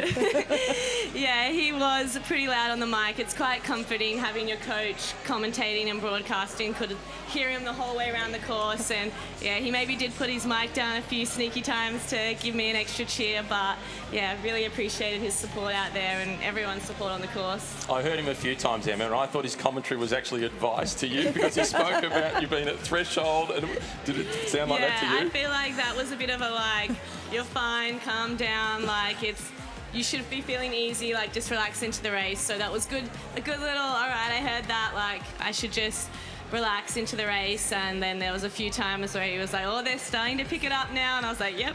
So yeah, it was definitely a little bit of sneaky advice in there, but I think he did a great job of talking to all the athletes and making sure everyone knew what was happening throughout the race. You in particular. Yeah. How unique unique is the experience of the ASIC sport with that 2-minute lead ahead of the boys, or starting 2 minutes ahead? Obviously, Craig's giving you, your race tactics, but is there another race within itself against trying to beat the boys? I'm always curious because it creates such an exciting atmosphere for us as spectators. Yeah, I think a little bit. I mean, I think, you're sort of mostly focused on like beating the girls, and the boys are focused on beating the boys, but I mean it definitely makes it more exciting, especially we came around the last bend up the other end and the boys were starting to pass us, and I think it just raised the intensity and everyone got a little bit more excited, and yeah, you can see it there. And it was kind of a bit tricky at the end. Had taken off and was sprinting for the finish, and then I heard all these people coming behind me, and I'm like doing a few little sneaky looks. I'm like, are these boys or girls coming? Like, because normally you'd sort of know, but I was like, I don't know if I'm about to get caught again by the girls. But so that made it a little bit tricky. But yeah, and I had a little bit of a rivalry with one of my teammates, Zach Faccioni. He was like, I just want to beat you out there tomorrow, yesterday. So yeah, that was a bit of fun, but I got him. So a little bit more like a training session, I guess. Yeah. Like you alluded to, a finish line is not necessarily your own, and wondering and checking, who's coming behind you. Yeah, Is it a female or a male? But congratulations. I mean, incredible racing. And Craig as a coach must be such a privilege and such an exciting opportunity to have someone in the sport coaching younger up-and-coming runners like yourself. Yeah, I think it's really awesome. I mean, having a coach like Craig with so much knowledge and wealth and just experience that he's actually done it all himself, and he's been at the really high level, that's always something we can draw on, and you can really trust his advice, especially when it comes to tactics and racing. He's had so many experiences himself, especially at the really high levels, so definitely a very cool person to have in our corner. And yeah. What's next for you? So actually in the next few days I'm heading up to Falls Creek, which is altitude training place, or a ski resort for most, but yeah, so heading up there to do 3 weeks of training before heading into the Australian World Cross Country Trials. So that'll be a 10K on the cross country courses, trying to make the Australian team for those World Championships, which are in January. Whereabouts are they? The trials are in Canberra at Stromlo, but the World Championships are in Tallahassee in Florida, which is actually quite cool for me because that's where I went to college in the States. So I went to Florida State University, which is in Tallahassee, and they just happen to be hosting next year. So a bit of extra special to be able to go back to where I went to college and hopefully see a lot of old ex-teammates and have a bit of a reunion. So you'll have a half home ground advantage. Yeah, for sure.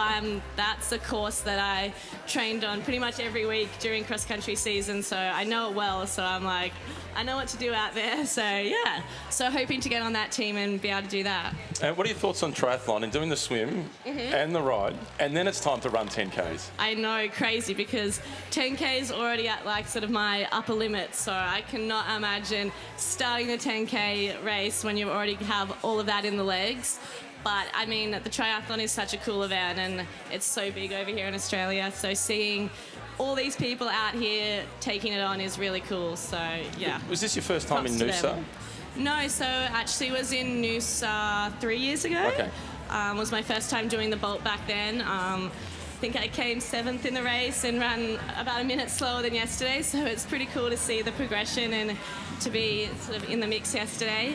But yeah, love being here. It's been really cool to be back, and hopefully come back next year as well. Come back as the defending champion. Progress is the greatest motivator. Good luck on making it to Florida on the Australian team at the Cross Country World Championships. Thanks, guys. No. Thanks for having me on today.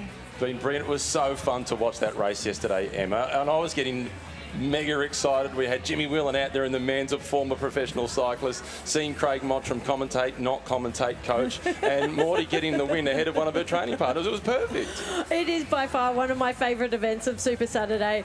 I think just the atmosphere, the finish yesterday with those storms approaching, it felt like we were fighting against time, and I always enjoy it. And I had my daughter with me and her friend, and talking about that it was sort of the girls and the boys, and just showing them the speed and the athleticism of the athletes that we have in this country, and we're so privileged to witness it here all in one spot, not just triathletes, the best runners, the best swimmers, and some of the best cyclists in the world come and descend on Noosa and put on a show for us. Well, my wife 15 minutes after the race, said, I picked her to win.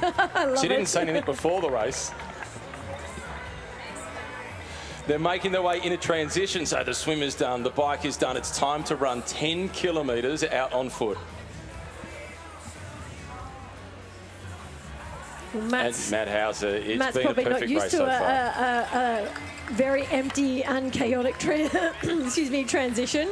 Luke Willian is right on his heels. Matt is going to get out there slightly quicker, but Luke has got himself in the mix here. He knows how to win in Noosa. Matt had a fantastic transition, and yeah, Luke struggling a little bit there to get his shoe on, and we should see him fly past us in the back of commentary here. Chase McQueen there. What's happening with Dykstra here? Ben Dykstra is going through very slowly, having a conversation with one of the officials, and he's not exiting. Something's gone wrong here with Ben. That does appear very unusual for him to be standing still in transition. Brendan Copeland there, racking his bike. Well, watch this space. We'll see what has happened with Ben, because he looked fantastic on the bike.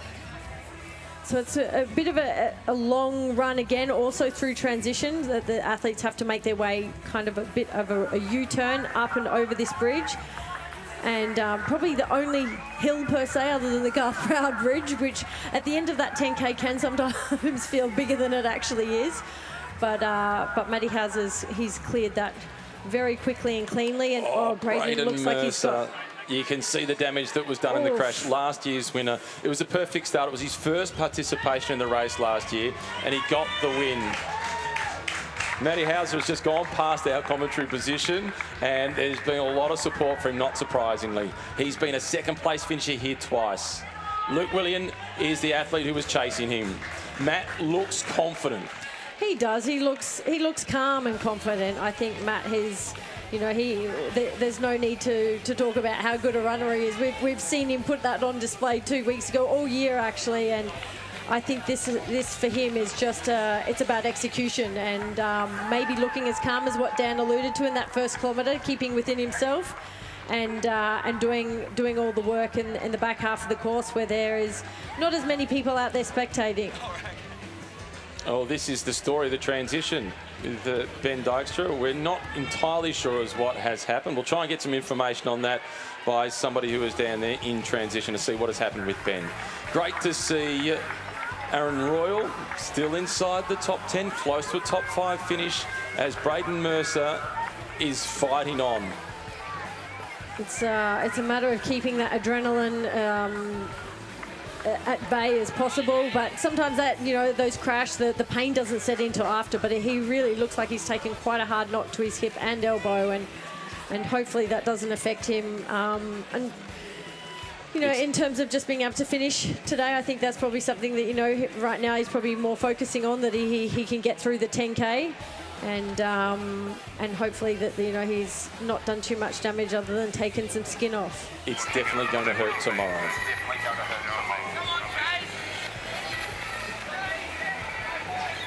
And Chase McQueen, the American athlete, he is in third position. Matt Hauser out in front, looking very, very comfortable. He looks composed. He's just keeping something up his sleeve in case the challenge comes from Luke Willian behind. Yeah, what sort of kilometre pace are you expecting that he'll be running throughout this? He looks so relaxed. Like, I mean, you can typically see with shoulders and hand carriage. Like, I think with coming off a time trial bike, it's a matter of like opening your shoulders up and just trying to find your rhythm, because it is different. And Matt just looks, yeah, he looks calm and composed and completely in control. And I think he's really just going to keep about putting the pressure on and just trying to extend that lead as much as he can from here on in. We had his coach in with us earlier on, and we spoke about nutrition. He's been through one gel already, coming out of transition, and he's got another gel still in his hand, ready to go, because it's 30-odd minutes of running. A lot can go wrong in 30 minutes. Well, here's his challenger. It's the 40K and the 1.5 before, then added in the heat, and all these athletes now are just using nutrition to its fullest advantage. It's something that I think we've had a huge turnaround and change in endurance sports in general, and to know that fueling and how they can fuel, and also the products that are available to fuel, is become probably the biggest change in terms of what athletes are able to digest and have available to them, particularly under race conditions where, in running, your stomach tends to want to shut down with the impact of the sport, and just the stomach doesn't want to take anything in. So for these guys, they would have nutrition plans, as Dan said, nutritionists that have basically said at this point in the race, this is what you need to take, this is how many carbohydrates that you want to take per hour. It sort of used to be 80 grams per hour, and some are pushing the limits to 120. So it's a matter of just having, that constant availability in the muscles, that glucose availability to say, to respond if needed, but also just to continue to push at the pace in which they're running. I mean, 30 minutes for 10K is becoming, so normal, which is not normal. Which is completely not normal. This is Jess Fulliger. She leads the women's race. She's now making her way back onto Noosa Parade. She's within a few kilometres of heading into transition. This has been a dominant bike performance by the Brit. Completely on her own, out on her own. She appears to have caught some of even the tail end of the male riders. But when even for these athletes, a unique experience to see all the age groupers coming out on the course for their race, starting their part of the cycle leg. And Jess has just executed this bike absolutely perfectly. A very strong rider. Her cadence is probably a little bit slower than we saw the likes of, say, Rochelle. And I do think Dan was probably correct in the fact saying that, she's just an aggressive racer, and she's known that this isn't a race. This is a race that you can be aggressive on the bike and have your own space and give yourself the opportunity to put your foot forward early on and finish with a strong run, which we know she's more than capable of. You mentioned the age groupers. One of the great things I love hearing in this race is the age groupers. They're doing their own thing, but they're yelling out at the elites and who they're supporting. That would have been great encouragement when you were out there competing. It's the best. It's so special. Like, it's so unusual to have the opportunity to race against age groupers at the same time.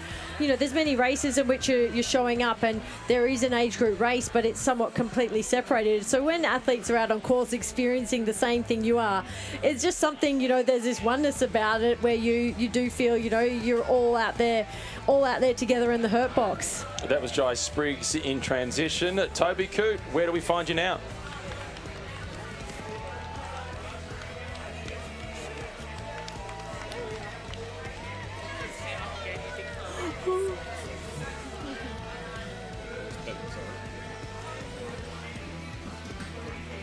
Man was Peter Robinson.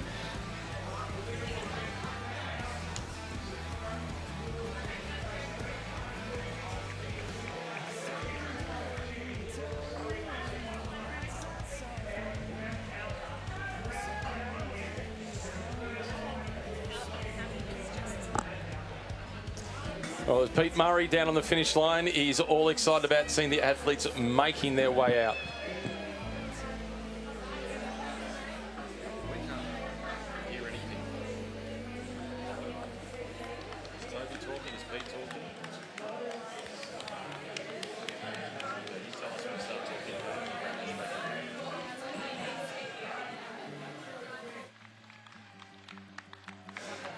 Well, Matt Hauser now, Emma, he is looking very comfortable out on the run, and we're rejoined by the 11-time winner of this event, Ashley Gentle. Ash, Matt looks great. Matt looks amazing. Yeah, he looks really in control. His running technique is still flawless as ever, and we've got a battle on our hands for second and third though. Well, Luke William, he's just been passed. He slipped back into third position. It's John Reid who's taken himself up into second place. Yeah, interesting placement of the bib there. But yeah, a strong second place as Jess Fulliger comes into transition with a really big gap, I believe. Not surprised by her being out in front, but he is surprised by how big the gap is. More than 2 minutes. Yeah, so I'm going to be really interested to see the gap when Rochelle and Cassandre comes in. But yeah, Jess is a really amazing swim biker, so I'm not surprised to see her really take the bull by the horns here and try and get that gap. But she's ridden super strongly, and I think she'll just be looking forward and trying to make sure that, Cassandre and Rochelle just don't catch her. She's put herself in the best possible position. Would you say she has in her mind a lead, like in terms of seconds, minutes, that she would ideally want to have over those two? So I believe I got a little bit of intel that she would want about 2 minutes to Cass. So I think she's definitely going to have 2 minutes. And the exciting thing is about this race is that a lot of these women, Jess and Cass in particular, haven't really been riding TT bikes. So we don't actually know what kind of effort Jess has put out there. Like, has she gone all in, and how Cass is feeling as well. So how hard is that from the TT bike into the run as opposed to a road bike into the run? Well, to be honest, Jess looked really great on that bike. Apparently it's a little bit too small for her, but she looked really dialed actually for someone who's quite inexperienced at TT riding. So yeah, she looked great. It'll be interesting to see how she looks in this first couple of kilometres compared to someone like Cass and Rochelle, who are really trying to make sure that deficit doesn't go out too much. But I think some of these women might be a little bit shocked at some of these time gaps that they're going to see coming into T2. Well, if that's how you look on a bike that's slightly too small, my next bike is going to be a size smaller than my current bike. John Reid, this is a really impressive performance. He has not been mentioned pre-race and he's got himself up in the second position. Now, for Fulliger, the challenge is to stay composed and ignore the chase from behind. Exactly. I think she's going to try and really draw on this crowd as she comes out of T2. I mean, it's a pretty nice atmosphere down there. She's going to get some cheers from a lot of the cyclists. Yeah, all eyes forward for Jess. We'll see how she looks in these first couple of K, like I mentioned, but this is going to be an exceptionally exciting women's race. She looked really strong. I mean, I know it's only the first few hundred metres onto the pavement, but she did look incredibly comfortable, incredibly strong, and shoulders back and, you know, wide open. So, yeah, I'm really looking forward to a time check right now because I love that intel that you said that what she ideally would have liked to have had. Well, the good news for her is second in the transition was Danny Di Francesco, and Fulliger will have Francesco covered in the run, I would have thought. Yeah, so Danielle obviously broke away from the other women, and Cass and Rochelle and the other women that she came out of the water with. So Danielle's, yeah, like we said, has been in a professional bike team for the past few years. So she really put that bike power into play there, and we'll see what she can do on the 10K run and just try and hold on as long as possible, I think. I was going to say whether or not she can remember what it feels like running off the bike. She's a phenomenal cyclist and swimmer, as we knew. And but yeah, now I feel like it's where it's either jelly legs or wooden legs when you haven't done this for a while. It's great to see her back in triathlon. She spent a few seasons with the French team, Kay at B&B Hotels. Hauser has been holding onto this gel for the first half of the run. He's finally taken it on board. Yeah, and in that background shot with Matt Hauser, you could actually see John Reid in picture, and we didn't see John Reid in picture before that. So has John kind of clawed his way back up? I actually think he might be running faster than Hauser right now. So this might be a more exciting finish than we ever could have predicted. But he's definitely running quicker. He's closing the gap. It said 20 seconds at the last time check, but I think you're right. That sighting and for someone like for Reid to have the sights of Matt, I mean, that would be so exhilarating and give you so much momentum wanting to get to the front, like having a motorbike on you and knowing that you're at the very pointy end of the field. Danny Di Francesco making her way out of the transition. She's at 2 minutes and 13. Willems is in third at 3:03. Cassandre Beaugrand, the Olympic champion, has been hit with a drafting time penalty. oh wow, that's not what she wanted. She is already going to have, we haven't even seen her come into T2 yet, so she's going to have a huge deficit. Emma Snowsill, this is your chin. I'd just like to pick it up for you as you are in amazement at the running performance of John Reid. I mean, I had been told also that he is a strong biker and a really good runner, but I don't know if I was expecting this. He appears to be absolutely flying. Like, his turnover looks so quick. I mean, I wouldn't say Matt looks labouring or by any stretch of the imagination, but Reid looks like he's, I don't know, correct me if I'm wrong, doing a 400?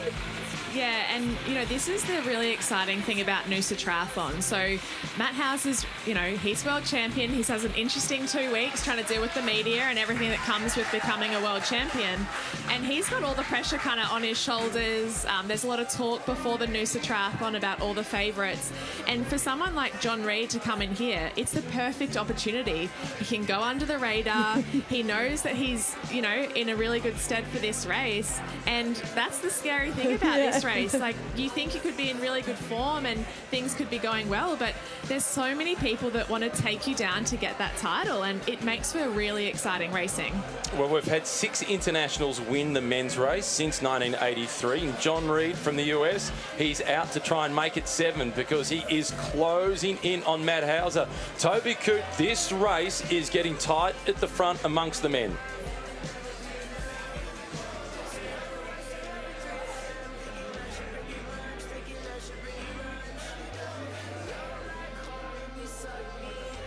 Unfortunately, we've got some technical problems getting down to Toby Coote. Matt Hauser has got a John Reid problem. The American athlete, he's made the trip across, participated in Wollongong at the World Championships. We've got a Brit leading the women's race ahead of Danny DiFrancesco. Last year's second place finisher, Rochelle Hill, is in 3rd.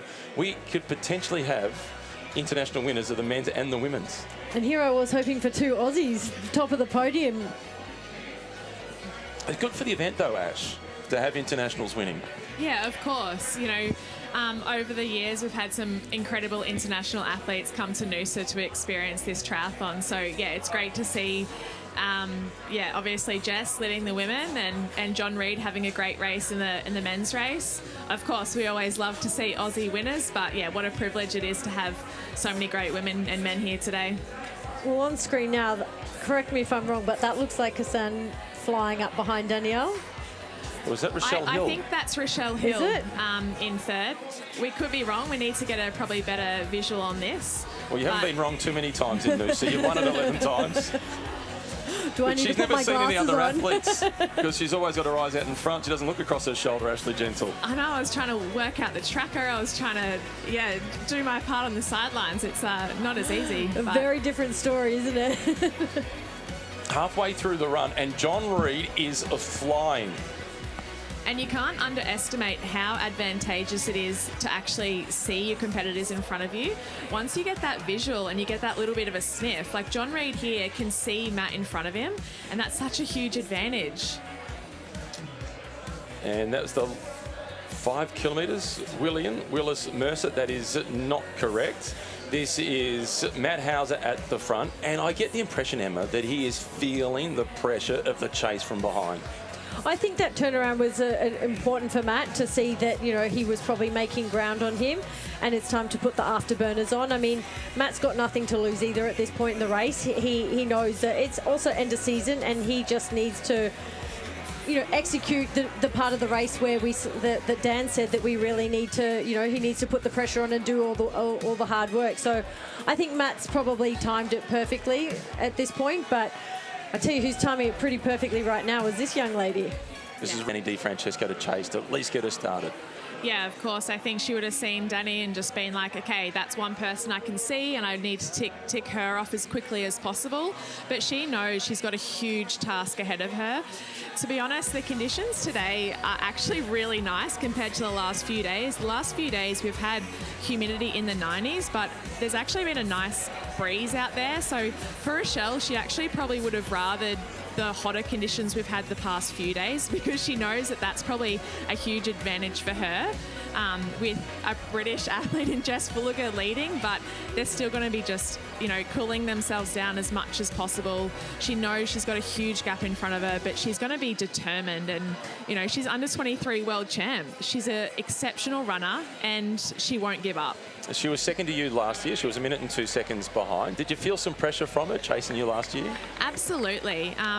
Last year, thankfully, I was able to catch a little bit on the bike and have a strong bike ride. And when I got off and onto the run, Rochelle Hill, both times I've raced her, she has taken it out exceptionally hard. And I'm thinking to myself, does she know it's 10K? Because she went out at like a 5K pace. But I also also know what a pedigree runner she is, and I definitely respect her immensely. So I just let her do her thing, and I knew that she was going out too fast for me, and I just tried to make sure I finished as strongly as possible. So it'll be really interesting to see if Rochelle can hold that pace, because yeah, it looked like she was flying. This is Jess Fulliger once again. She is leading the women's race. She came through transition with a 2.5 minute advantage over Danny DiFrancesco. She had 3 minutes on Rochelle Hill. Hill's running well, but that's a lot of time to make up, Emma. She is, and I have to say that Jess also is running really well. She has this typical style that we see from the British women. I think it's something that comes so much through the system in which they're trained, and they are just moving so fast. And I think as much as Rochelle is moving really, really well, I think Jess is she looks so within herself right now. Well, Charlotte McShane has made her way into transition, and she had a distressed look on her face as she was coming in. Yeah, it'll be interesting to see how she felt during that bike ride. She did a full Ironman, and, you know, coming back to Olympic distance, it is tough. It's so fast with that distance in your legs, but she'll be happy to be out in the run, and she'll soak the atmosphere up for sure. She does like the run. She won one of the iconic fun runs in Victoria earlier this year, the Puff and Billy race, where you race against the old train and see if you can beat it to the finals train station, and she got the win.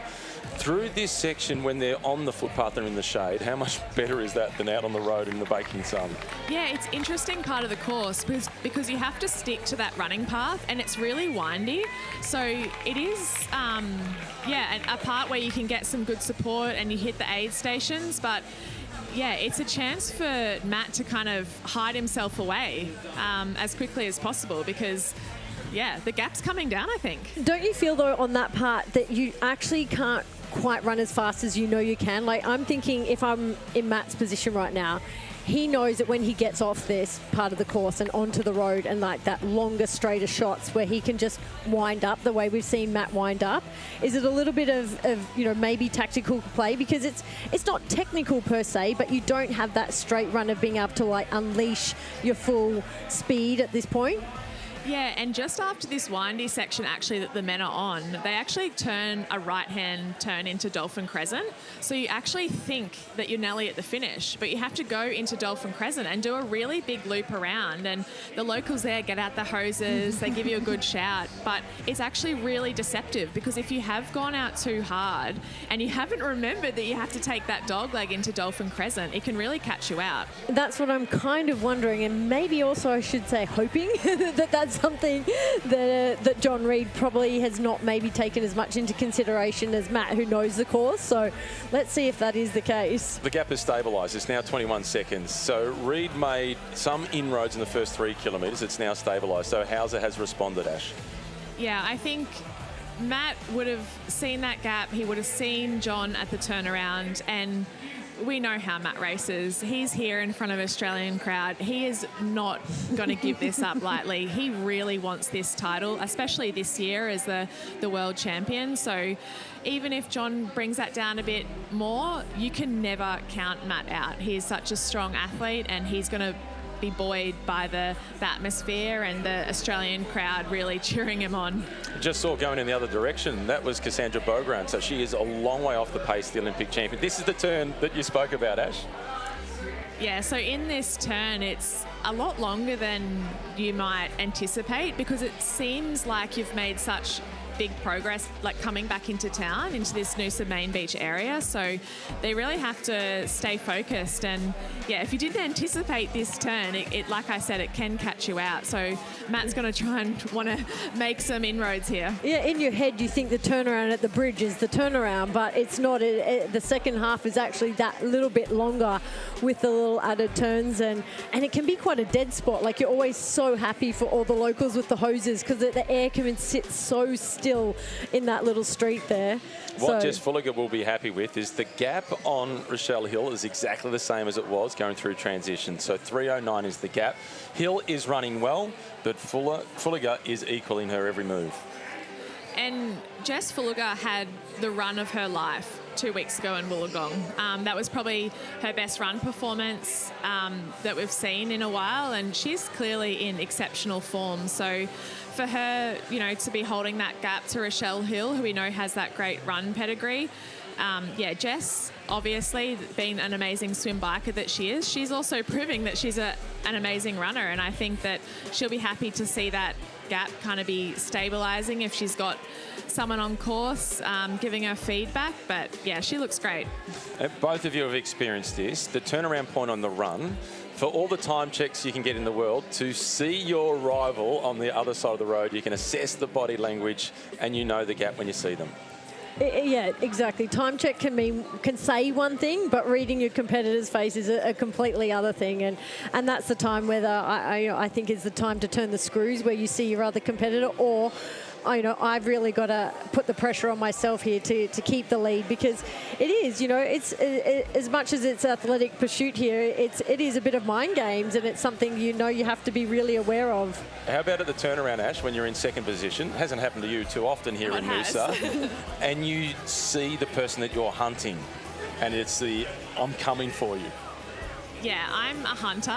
I've been a hunter my whole career, so I'm definitely used to being in the position of trying to get to the front on the bike and the run. So, yeah, the turnaround here in Noosa isn't 5K. It is less than that, so you do have to consider that there's a, more than halfway to run when you hit that turnaround. You can assess your competitors, but yeah, that last shot we saw of Hauser and John, it didn't look like you could see John in the background. So I think Hauser's picked it up. I think Hauser's done a little bit of out of sight, out of mind there, and probably played a bit of a mind game and thought, I'm going to put the pressure on here and take advantage of the fact that he can't see, and look, a quick turnaround now to see if it's paid off or not. But he really wants to know, and that shows that Hauser is feeling the pressure of the chase from behind and how important this race is to him.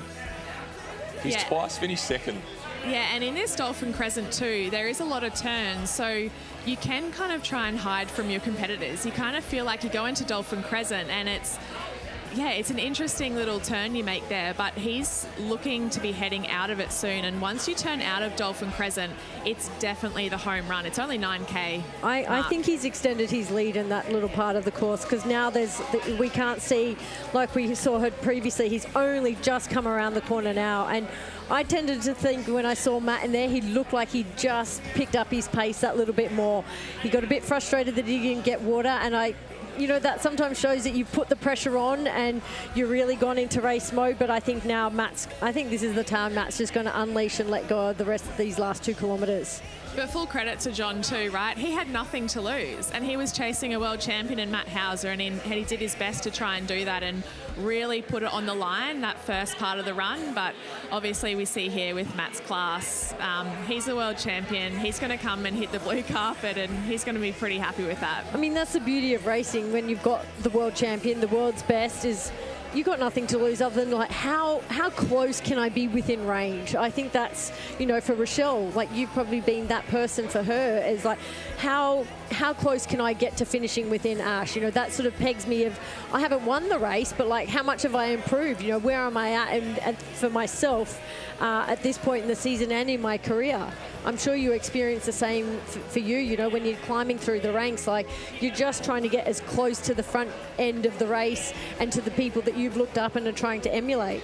Yeah, of course. And someone like yourself, Emma, was that person for a long time for a lot of us in triathlon within Australia. And it's really important to be able to, just try and get as close as possible. And a lot of young men will look at Matt now as world champion, as small, Aussie athletes, and be truly inspired by that. So it's really nice to see Matt as world champion, hopefully being crowned here as Noosa champion, and he's going to inspire a lot of triathletes along the way. He's on his way. He was a second place finisher 2 years ago, and when he finished second, he broke the old course record, and he thought, what do I have to do? It was the Kiwi, Hayden Wild, who got the better of him, who the following year went on to pick up the silver medal at the Olympic Games. The course record is 1 hour, 41 minutes and 56 seconds. Did you see the Jess check as she saw Rochelle go past? It was just the eyes just went across. I saw her vision dart just to the side, but I mean, she'd be looking at Rochelle and thinking she looks really, really good as well. But a fantastic gap that's still, as you said, maintained from where it was in transition.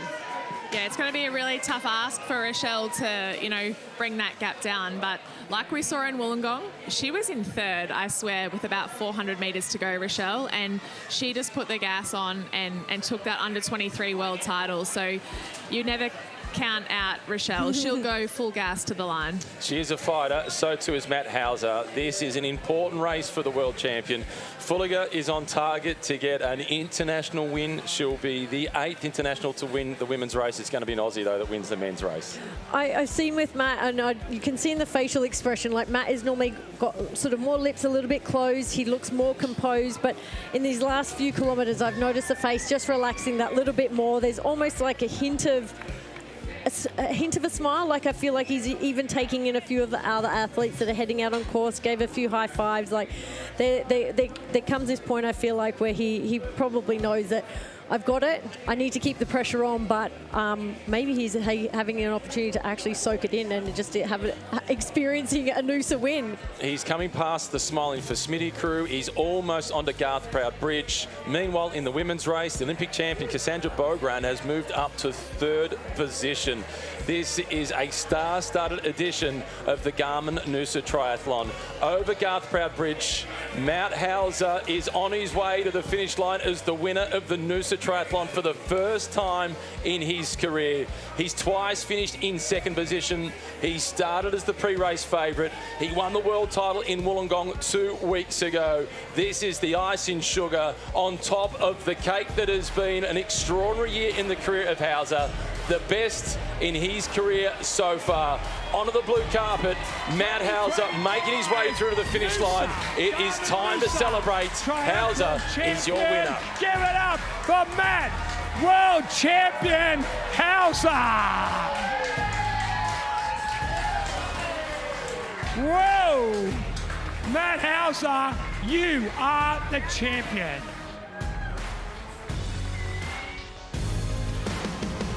It's John Reid now who is making his way through. The American who came in as a smoky and he's going home as a podium finisher. What an incredible race. Like, he has really, I think he really put pressure on Matt. Like, it'll be curious to see, or hear from Matt, I should say, as to whether or not he, you know, had to elevate himself maybe a bit more than he was expecting. But he has really pushed through all the way to the line and wow, provided us with a fantastic race. And the gap was 20 seconds for a long time, and Matt Hauser, Ash, he really turned on the afterburners in the final couple of Ks. Yeah, definitely. He would have seen that gap of 20 seconds. He would not have been happy, and he really put the foot down. But yeah, what a great race from John. John Reid is onto the blue carpet. His debut at Noosa, 2nd place. What a race by John. 2nd place today. Got your Lockie and Brody heading on out. There's our podium, and who's going to wrap up number 3? Matt Hauser. We'll get a word with the world champion and, of course, the 2025 Garmin Noosa champion very soon. He's just cooling the body down. Number 3 shouldn't be too far away. I got a funny feeling the Hausers are going to rock Noosa this afternoon.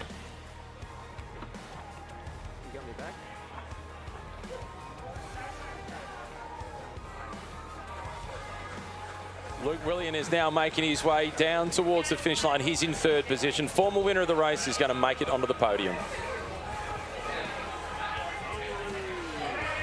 On in to wrap up the 2025 Garmin Noosa Triathlon podium. It's been a great performance from him. Good on you, buddy. Luke Willian, former champion, all again on the podium. Well done to Luke.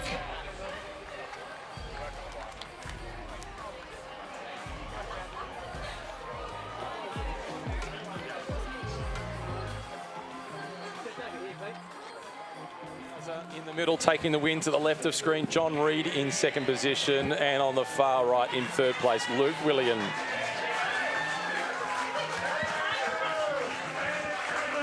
Comes on in.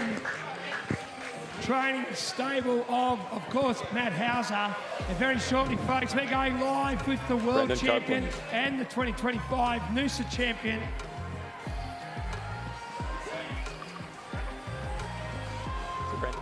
Well, ladies and gentlemen, we're down at the finish line. World champion 2 weeks ago, but what a performance to back up. Matt Hauser, 2025, Garmin Noosa champion, has a good ring.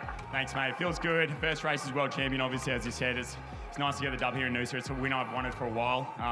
Obviously, in 2023 was my first Noosa, and then back again this year. So, yeah, great to be on top of the set.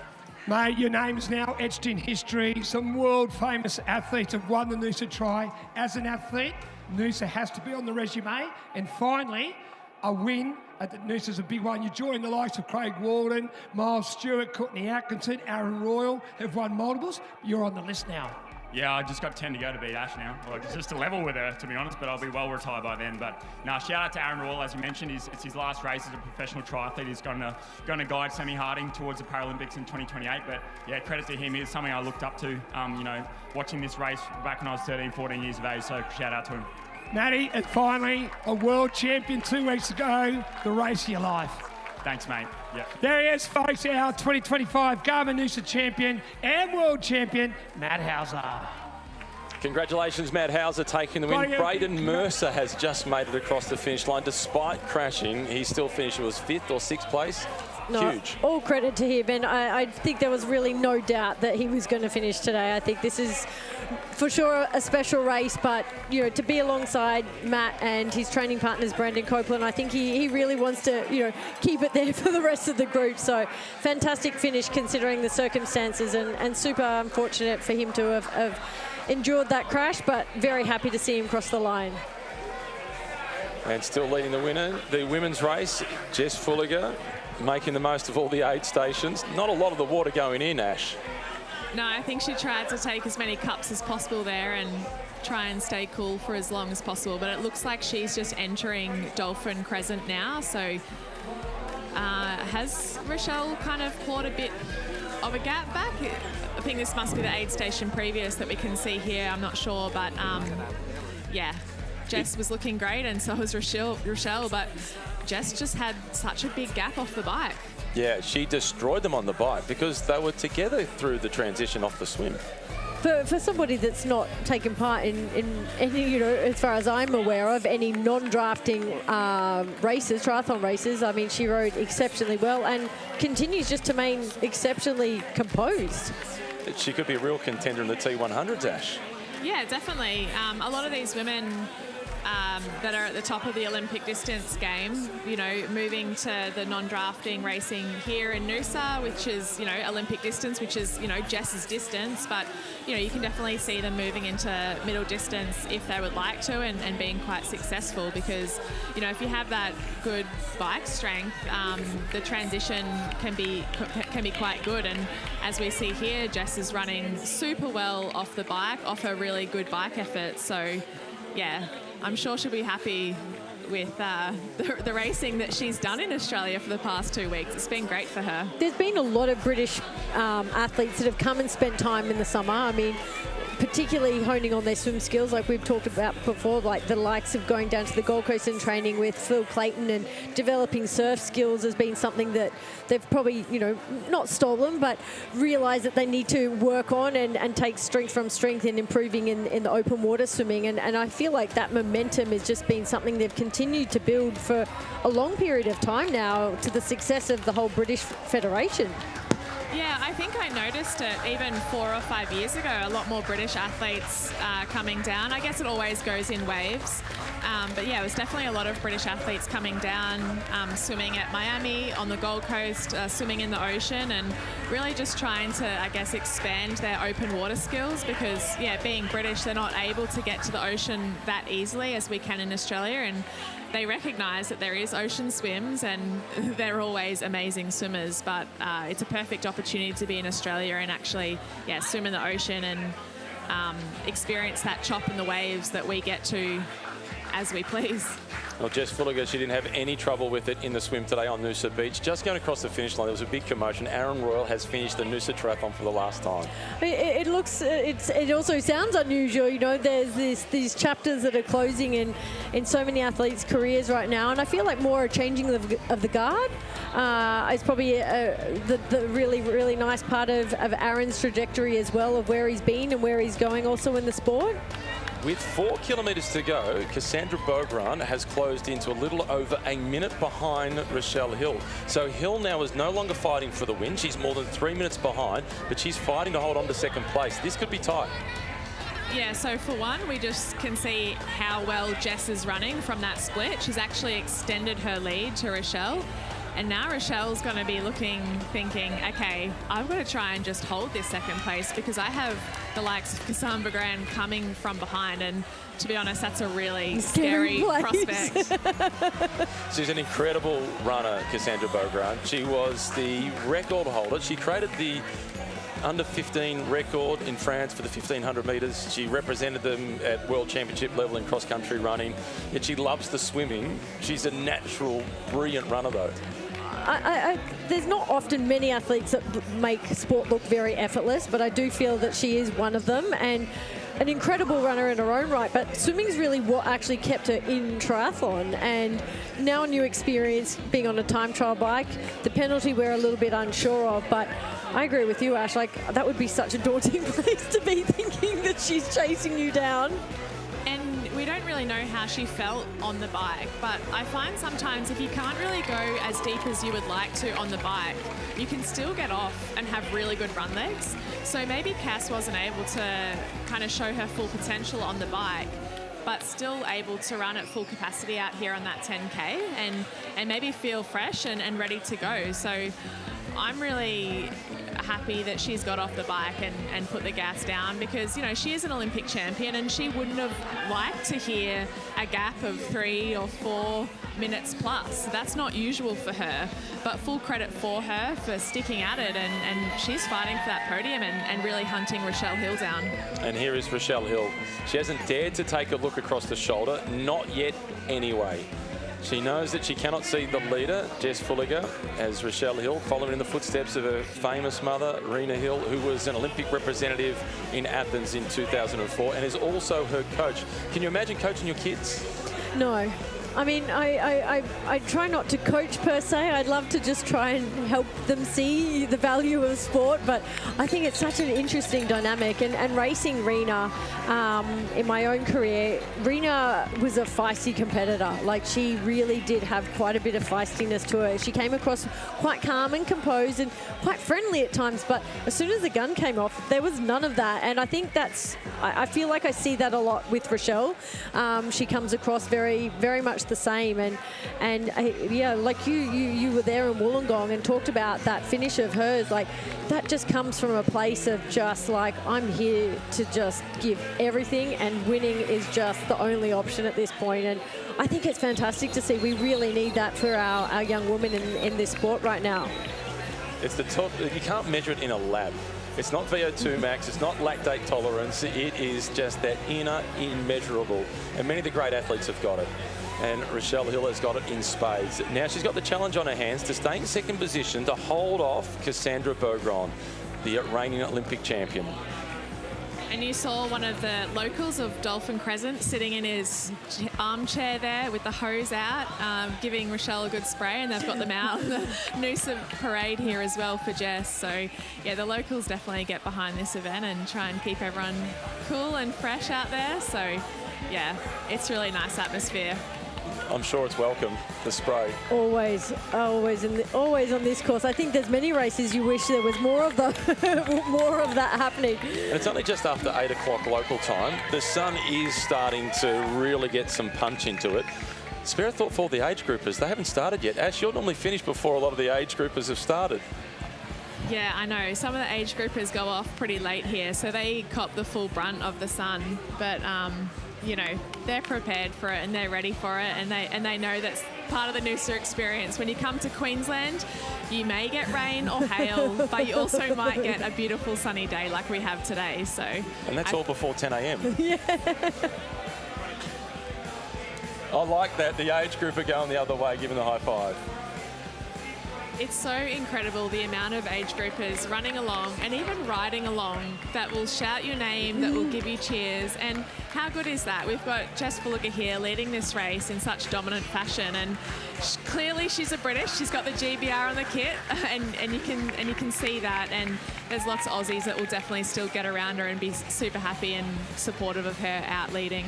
But it's so unique, isn't it, that you're on course at the same time? Like there's typically age group races happening at World Cup events or T100, but it's not happening alongside each other, and it's so fun to be able to cheer on age groupers that are in the hurt box and you to be cheered on as well. And it's such a camaraderie, and I think very fortunate place that we can facilitate such an experience like that. On to one of the bridges now for Rochelle Hill. There's not much climbing at all in this race. It's a very flat course, but you feel this bridge. Yeah, at the end of a 10K run, and you've put it all out there on the swim and the bike too, you're kind of looking just to get home as quickly as possible. But yeah, there's a few little bridges to navigate, but the straight shot that they're on now is, Jess is already giving high fives because she knows she's super close and she's got it wrapped up. So it's really nice that she can come here and actually really enjoy this finish as well. Time to soak it in. She's heading towards the Garth Proud Bridge. One of the founders of this event way back in 1983, where there was less than 200 competitors. This year, across all the various events, there's some 13,000 people that are out here participating. We've seen a lot of them out on course as well in the Smiling for Smitty crew. They're raising important funds for research into skin cancer, and paying respects to Adam Smitty, who's this foundation is named after. Tragically, he was a competitor in the Noosa Triathlon. He passed away some 20 years ago. Going past the Smiling for Smitty crew now. Fulliger still holding on to a 3:30 lead. Let's get down to Pete Murray, who's going to call her in as she goes over Garth Proud Bridge. A race win from start to finish. She's on the Garth Proud Bridge, the final downhill of a 1.5 kilometre 2 times U swim, a 40k cycle, a 10 kilometre ASIC run is just about to come to an end. From the young lady from Great Britain, get ready Australia to make some noise for our female champion. She's on the big screen. She is now in sight. Noosa, make some noise. The 2025 Garmin Noosa Triathlon champion from Great Britain, Jess Beaugrand, the champion in Noosa.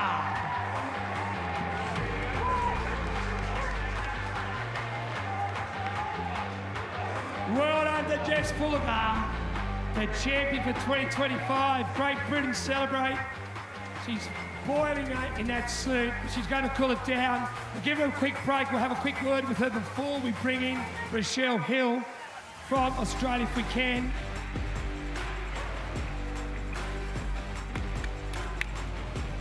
This is Rochelle Hill. She's in second position, just as she was last year. Last year, she was 1 minute behind Ashley Gentle. This time around, she's at 3 minutes off the pace of the race winner. New South Wales. Looking incredible though. She looks to be running absolutely beautifully. Like the pedigree of runner she is phenomenal, and I think her run splits were somewhat actually on par with some of the elite women, if I'm not wrong, in Wollongong a few weeks ago. So, Rochelle's going to be looking now. That was her last opportunity to compete in under 23s and moving to the elite level. So, this is another, opportunity in her pocket, another learning experience, which she seems to use mostly to her advantage from what I've heard from her so far. Everything has a silver lining, with injuries and her learnings. She uses them as opportunities to grow as an athlete, which I think is an incredible asset to have, and hoping that she can hone and refine that coming into elite racing. And I like that she's giving the high fives. Last year, Matt Hauser was on the side of the road with 500 metres to go, ready to give a high five to Braden Mercer, who fresh aired him, Ash. Outrageous. Yeah, I think Rochelle's going to be soaking this in. I think she would have wanted to come here to win. I think she's pretty determined to get that Noosa title, but you know, she would have been really focused on that under-23 title as well. And I think in years past, she might have spent a bit more time on the TT bike in preparation for this race. And this year, she was focused on the draft legal race in Wollongong. So you never really know how people's preparations have gone into Noosa. There's always lots of racing beforehand, but you know, she's got good momentum to the back end of the year after a bit of injury during this season. So she's just going to be happy to be out on the race course, to be honest. And what a couple of weeks for Rochelle Hill. She's on a Garth Proud bridge. Let's get back down to Pete Murray to call second place across the line. Garth Proud Bridge. A man that would be looking down today and just saying, what have we created? This is an epic race, the biggest Olympic distance race in the world as Mark Smoothie heads on out with Smiling for Smitty. But coming home to the finish line will be number 2 and the first Australian finisher on the female elite side. She is our world under-23 champion, Noosa. Let's bring her on home in style. This is Rochelle Hill on her way. 1.5 kilometre 2 times used swim. Done. 40k cycle, done. 10k ASICS run, done. Finish line is open. Make some noise for Rochelle Hill. Number 2 at Garmin Noosa Triathlon 2025.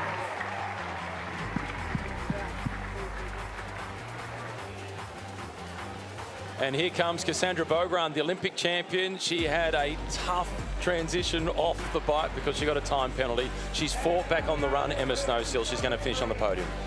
She'd be so happy to be out here racing and just enjoying the experience and the atmosphere. I think it's a learning experience for her too. It's her first time in a non-drafting event, and she just said she wanted to cross the line, you know, smiling, enjoying the experience. And I think, you know, what more can you ask for in this type of atmosphere?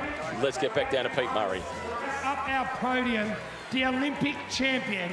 Make some noise, Australia, from the young lady from France for Cassandre Beaugrand. Number 3 at the Garmin Noosa Tri 2025.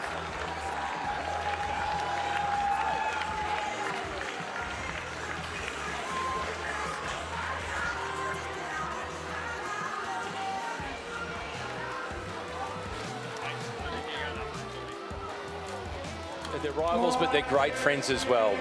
Jess Fulliger and Cassandre Beaugrand, Rochelle Hill in second position. A much nicer experience for Cassandre after what was a disappointing Wollongong for her.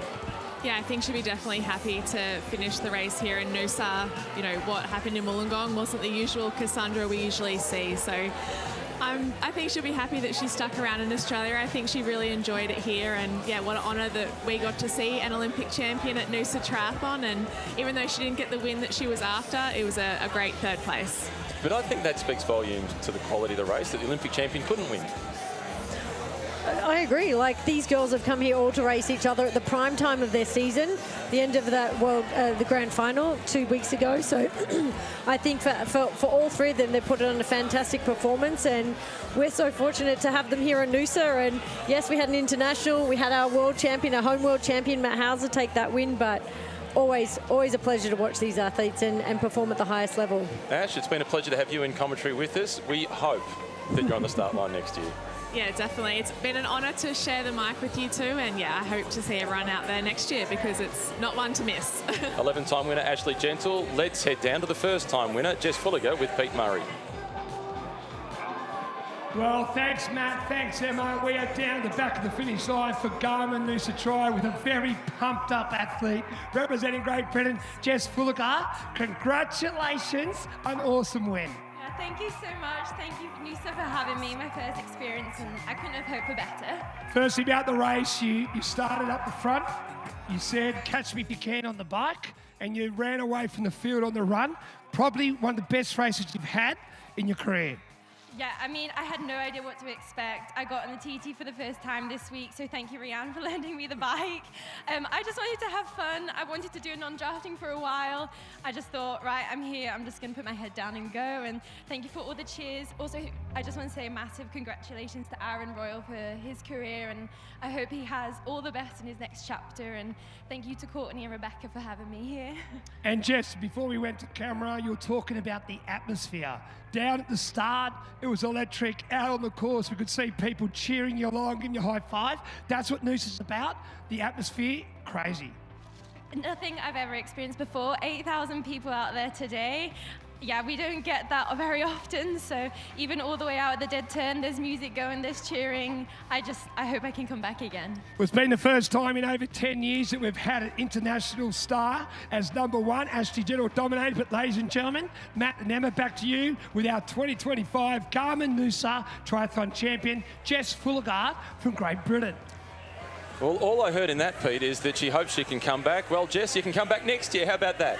I think it's fantastic. I mean, international athletes are so welcome here, and we love it. And great to hear that Ash is going to come back as well. So that would be quite the competition, and I'd love to see that rivalry head up. So congratulations to Jess. She put on a fantastic display from start to finish. She led that race. And it's always really nice to hear from an international, their experience on home soil. Sometimes we take it for granted what we've got in our own backyard. And I like the way she spoke about the atmosphere of the event. It is so special, as she mentioned, all the local people out in the streets, at the turnarounds, the music, the atmosphere, and all the age groupers that are cheering you along the way. And for a Great Britain athlete to receive that type of camaraderie while she's out on course, I think it speaks volumes to everybody that comes and shows up here every year in any capacity. And a great end of the season. She was 5th at the World Championships in Wollongong. She wins here. What can that do to her self-confidence heading into next season? Well, I was really interested in what Ash said about the remarks about in Wollongong, how she believed that it was actually Jess who tore the legs off Beth Potter and Cassandre in that final. And not to say that she derailed their race, but maybe that just really goes to show the strength in which she is coming into and playing into this sort of racing right now and into her career. So I think we're going to start hearing more of this name in the future. And British Triathlon, it's in a really strong spot. We saw in Paris with Alex Yee winning the men's event, and we spoke to her about this on Friday at the press conference, and she said, well, success breeds success. And when you train with good athletes, you become a slightly better athlete because you see where the benchmark is. She's now a benchmark. It's what we're seeing with Matt Hauser and Dan Atkins' group. I think this is so vital to any athletes to find those environments where they've got people to emulate. They've got the athletes that have gone before them that are on the top of the world. They are world podium place getters, and that everyday environment just provides you with those opportunities to say, like, but I'm putting in the work, how do I be like them? And it's just an opportunity to inch closer and put yourself forward on race day. So we see these wonderful dynamics everywhere around the world. In British Triathlon, I think we're going to start seeing it now in Australia again. Matt has just been an incredible role model, I think. Rochelle as well. The way she's raced, I think fantastic opportunity for the young generation to see, you know, that this sport is a beautiful sport to be involved in, and I want to be like her, and I want to be like Matt, and this breeds success, and I'm excited for the future of it. And Matt is a great role model. We've spoken about him training alongside Braden Mercer. Great person for Braden to learn from. But Matt's not just a role model on the competitive field, it's the way he talks off the field as well. He knows the history, he knows the former winners, and in a pre-race interview he was paying his respects to Aaron Royal, one of his rivals in the race. I think that speaks volumes to the team of people around you and the atmosphere that helps create that success, because it's a very single-focused event, and triathlon is very self-absorbing. But as Dan alluded to, just the nutrition side alone, look at the people who are involved in helping him, you know, excel and succeed in that area in order to execute all his daily training. And then you have, you know, that environment of your training partners that are also your competitors. And then you look at the likes of people who've gone before you and help, you know, those words of encouragement, or helped you, you know, set up your time trial bike in these last few weeks. And someone like Aaron Royal has been instrumental, I think, in providing those opportunities for athletes like Matt to grow into the Matt we see now. And I think we're going to continue to see Matt probably pay that forward as well when the time comes. But right now, I mean, well, the world is his oyster, and he's giving back, you know, in an incredible way, in so many ways, not just in the way he performs. He's in a sweet spot of his career. I'm looking forward already to the LA Games and seeing what Matt Hauser can do there. Here's a look at the Noosa Beach. There's still plenty of athletes out there in the age group classifications. 13,000 competitors across the entire week of activities, more than 8,000 participating today. And the conditions are getting tougher and tougher, those who are starting now. Oh, I mean, the heat is definitely warming. I mean, it is just warming up in general. This is Queensland. The cooler part of the day is probably 4 a.m., but there's no wind, and as beautiful as that may look, sometimes you would like it and appreciate a cool breeze, but looking stunning as ever. And these athletes, you know, what a place to come and race in this part of the world. It's time for the presentations. Let's get back down to Pete Murray. Well, ladies and gentlemen, welcome to the Elite Men's presentation for the 2025 Garmin Noosa Triathlon. Presenting medals will be Sharon Ragus, CEO of Tourism Noosa. Presenting flowers will be Rebecca Van Poos, Vice President of Operations, IRONMAN Oceania.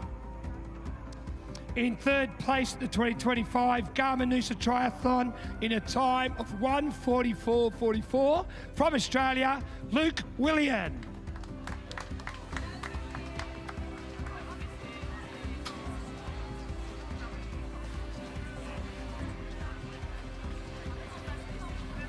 In second place at the 2025 Garmin Noosa Triathlon in a time of 1:43.38 from the USA, John Reed.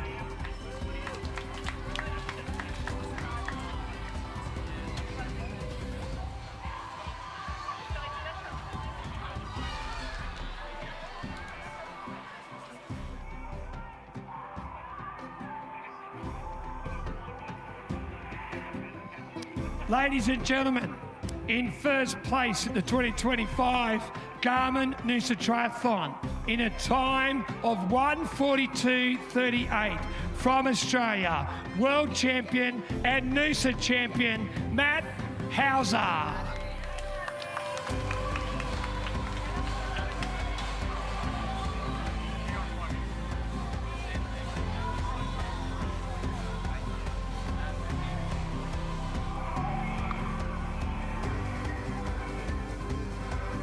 Well, there they are, folks. We've got Luke William, John Reed, Matt Hauser, our podium at the Garmin Noosa Triathlon. A great photo opportunity, and very shortly we ask you to join us for the champagne celebration.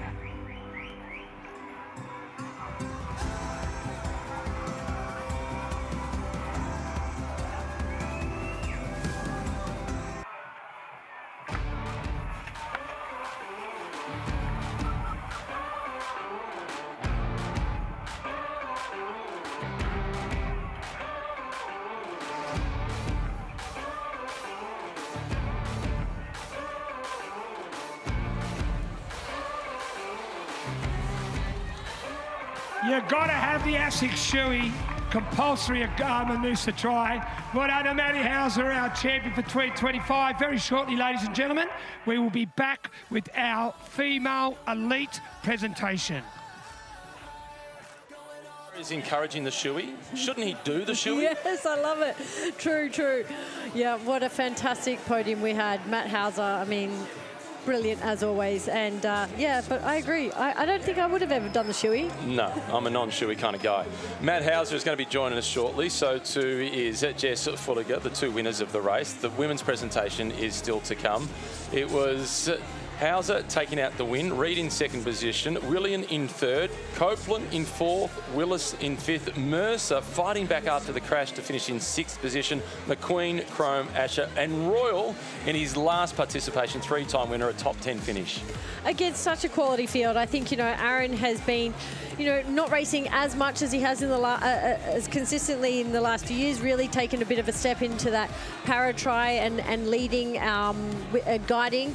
So I think, you know, for him to come away top 10, be amongst his mates, athletes that, you know, look up to him, I think, you know, what a fantastic result and what a place to finish your career. And a lot of courage shown by last year's winner, Braden Mercer, finishing in sixth after crashing. It's time now for the women's presentation. Pete.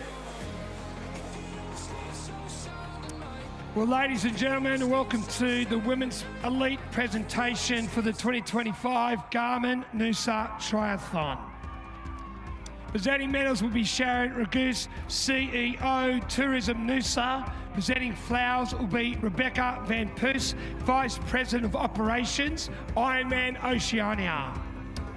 In third place, the 2025 Garmin Noosa Triathlon in a time of 2 hours and 32 seconds from France, Cassandre Beaugrand.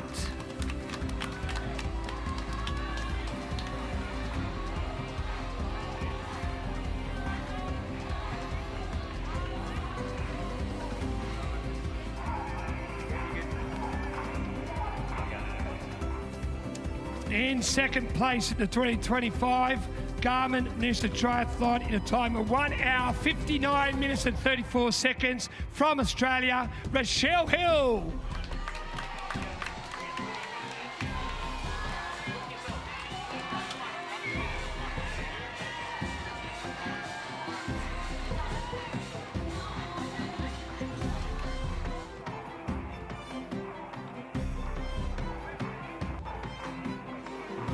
And in first place at the 2025 Garmin Noosa Triathlon in a time of 1:56:08 from Great Britain, Jess Fullagar.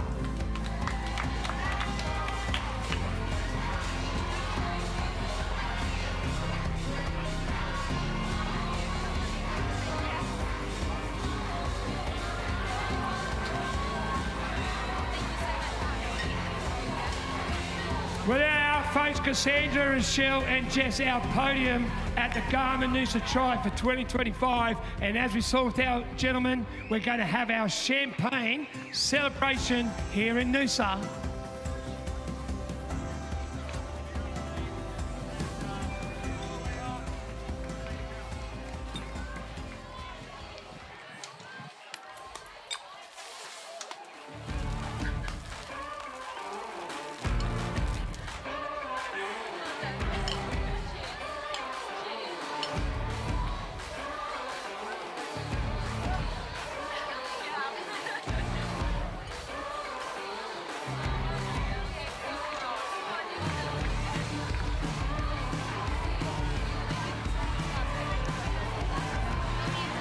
Podium presentations are done. We'll be talking to the winners shortly, but Jess Fullagar with an impressive performance and a really quick time, only 12 seconds slower than Ash Gentle last year. I thought that was incredibly quick, so all credit to her. First time here in Noosa. The likes of Ash knows that course, so we could be up for some really good racing next year, but fantastic race from her. And Rochelle, that podium, wow, I mean, fantastic. Probably we all had different picks, I think, between Toby, you and I, but wow, they really did put on a good show for us. We got the three on the podium. It was just in maybe a different order. Nobody picked Jess Fullagar for the win. She's taken the win. Hill in second position, Beaugrand in third, Wilms in fourth, Di Francesco, what a great return, in fifth position. McShane was sixth, Morris in seventh, and Emily Donker rounding it out in eighth position. Plenty still to come from the 42nd edition of the Noosa Triathlon. After this, we'll be chatting with the two winners.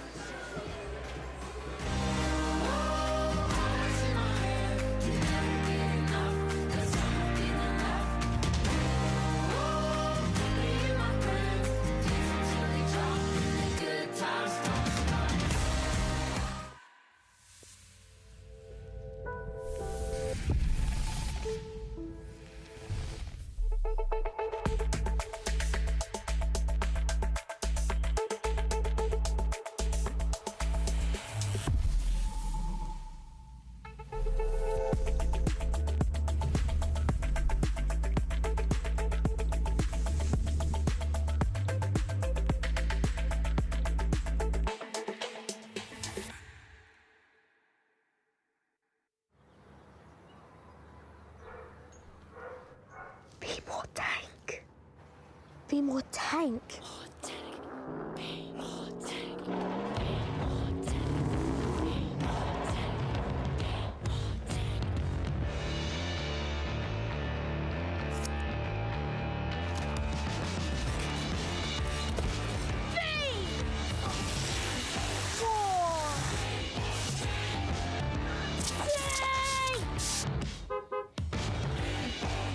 Ah! Be more tank. With the GWM Tank 500 plug-in hybrid. Go with more.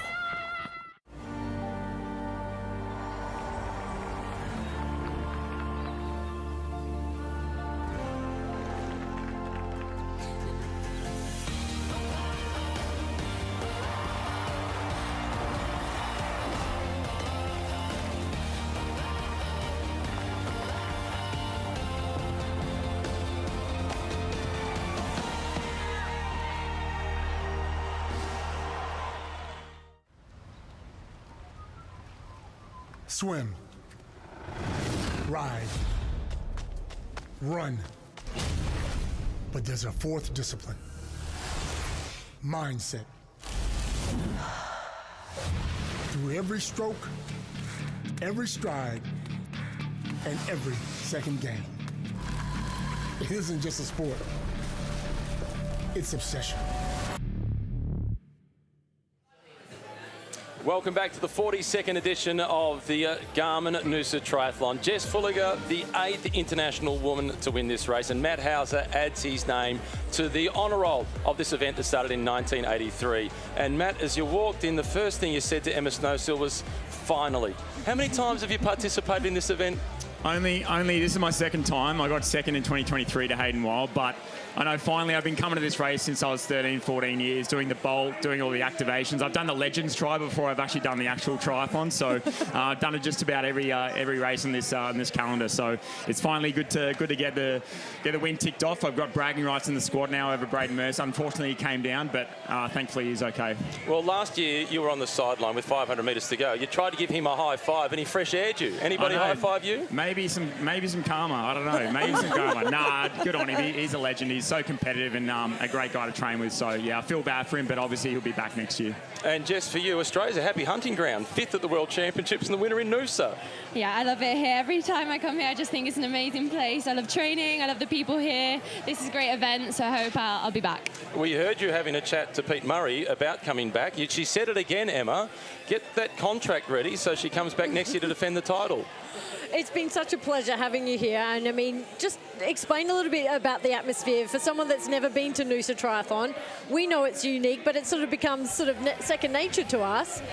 Your experience? Yeah, I've heard so much about it, but until you come here, you can't fully understand what it's all about. And just all the events yesterday, the crits, the bolt, and then to be out there today with 8,000 people is just unlike anything I've actually ever done before. So everyone's been really friendly. There was music out there cheering the whole way, and yeah, I just really enjoyed it for my first experience of non-drafting. Okay, for first experience of non-drafting. I wanted to get onto that because obviously the swim was good and the run was good, but the bike was brilliant.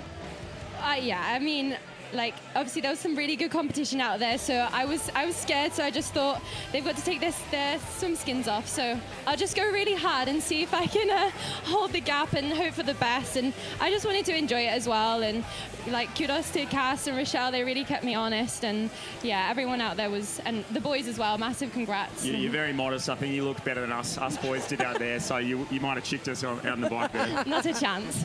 It was really impressive bike league. So does it give you a taste of wanting to do more non-drafting racing? Yeah, absolutely. I love the bike out there. Just head down, solo effort. I mean, 80k, 100k and plus is a different ball game. 40k was enough for me today, but yeah, hopefully more of that in the future. Matt, the men's race, coming out of the swim, I've never seen the transition so busy. It was a big bunch. For sure, yeah. I think everyone was sitting in. It was quite a calm day out there on the water, so everyone had a chance to kind of settle into pace. And yeah, I took the first few 100 metres, and then Braden took over from me, and yeah, I let the young kid lead the way for the most part, and then we came through, and yeah, it was onto the first bit of the bike. We had a pretty large pack, but thankfully myself, Luke, and then Ben Dykstra towards the end was working really well. Ben's got an injury on the run, so he couldn't run today, but he managed to lead us through the transition pretty well. Well, that explained it to us, Emma. We were trying to work out what was going on with Ben. We were a little bit perplexed. So, but then going out onto the run, like, you looked like you had to go into serious mode, maybe more than you were expecting or hoping to. Yeah, I kind of wanted to attack the first 1 or 2K and then settle into a bit of a rhythm. Obviously, it was really hot out there, like 90% humidity or something like that. So I feel for the age groupers out there today smashing the pavement. It's going to be hot all day for them. But, yeah, when I got to the turnaround, I saw John Reid was right there and 15 seconds behind. So I just had to kind of kick it into gear. I kind of raced it how I did in Wollongong. Like I was steady the first 4 or 5K and then kicked it home the last little bit and, yeah, got the win home. So it was good. I always say that I notice a little bit of composure difference in your face between the first half and the second half when you feel like you're comfortable enough to sort of start allowing yourself the thought of, will I take home this win? Would that be a bit of a fair assessment? For sure, yeah. I mean, I want to stay locked in. I want to stay focused. Also, respect to the other guys out there. Everyone's trying to do their best. And, yeah, for me to go hard from start to finish is really important and not to lap it up too much until the end. And, yeah, not until the fat lady sung and she sung. You were the one doing the singing. And John Reid was the one that was trying to challenge. He was the bass guitarist trying to steal the show. For you, you were second here behind Hayden Wilde 2 years ago. He created the course record. You're only 42 seconds off the course record today. It was a quick time. Yeah, it was a quick time. I think that was largely due to the large bike pack. In 2023, I was mostly sitting on Hayden's wheel for 3/4 of the ride, so that was nice. But yeah, I mean, he's obviously a really credited long course, like non-drafting athlete. So maybe I'll get the record one day. We'll see. For us, covering the race, Jess, to see you out there and Cassandre out there as well with our under-23 world champion, it was a real privilege for us to have such a strong international field. So firstly, thank you. What about for you getting to race against the Olympic champion so often? I know you're quite close, good friends, but racing against her is big. That's it. Like, to come to a race like this and get to race the caliber of athletes here is so good, right? Like, it's obviously nerve-wracking this morning. You think, there's a lot of competition, but it's great. It keeps you honest, and I can only better myself by measuring myself up to them, and yeah. So thank you for them, and thank you for having me, Matt. First race, luckily again on Australian soil, but racing with a world champion. Like, you now will forever go forward as being a world champion. Like, does that change anything for you for the future? I mean, this is the first opportunity. Again, we're so happy to have you as a Noosa winner, but there comes something else with that when you've now gone from being the hunter to the hunted. Yeah, it comes with a target on my back, you know. Like, I did the celebration at the end. It was the world champ belt I was putting on myself. But, yeah, it obviously comes with the territory. I think it's more just validation for all the hard work and I've put in, obviously, over the years with Dan Atkins on the Gold Coast and the crew we've got up there, Brando and Brado, obviously racing, and Valentino as well in our squad. So, yeah, we've got a good group down there, and it's just validation to what we're doing, that everything's going in the right direction. And, yeah, it's a small step towards a bigger journey towards the Olympics. Obviously, you know, you've known a lot of Olympic success, so I strive to do the same thing one day and, yeah, hopefully get up on the top step there. Oh, I think we're in a very privileged position, and flying the flag for Australia the way you do, not just the way you race, but I think, you know, for Australia as a whole and also for our young aspiring athletes is something we really, really need right now, the same as we've seen in British triathlon. So, you know, I'd like to say you've really put us on the biggest step forward in our next trajectory towards LA and, of course, Brisbane. Yeah, and it's great to see results like Rochelle Hill, obviously, in the under-23 women's, and Wollongong, a lot of junior and under-23 results there as well. So, yeah, it's a strong cast of talent coming through, and obviously with the likes of 2032 Brisbane coming up, as you mentioned, it's really exciting future for Oz Triathlon.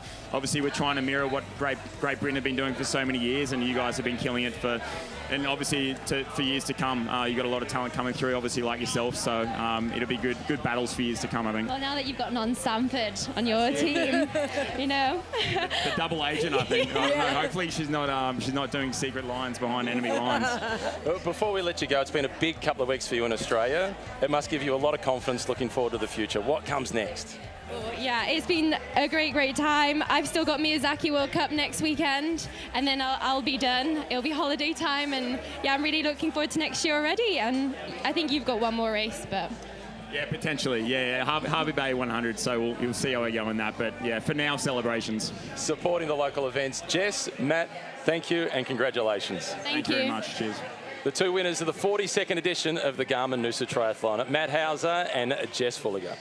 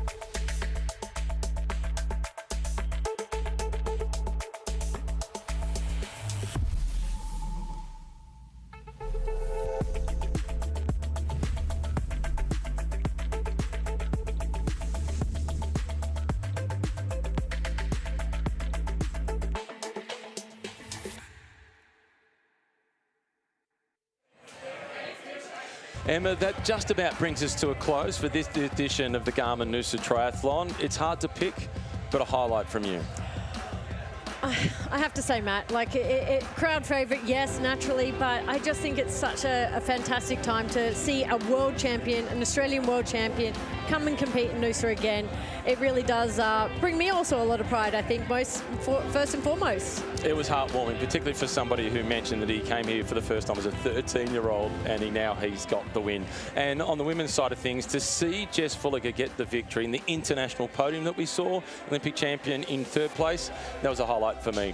And of course, an event like this wouldn't happen without all of our great partners. The Garmin Noosa Triathlon, the 42nd edition of this event. Garmin, the headline sponsors. ASICS, the Bolt on Saturday was brilliant. GWM, Go With More, they supported the criterium racing 2XU.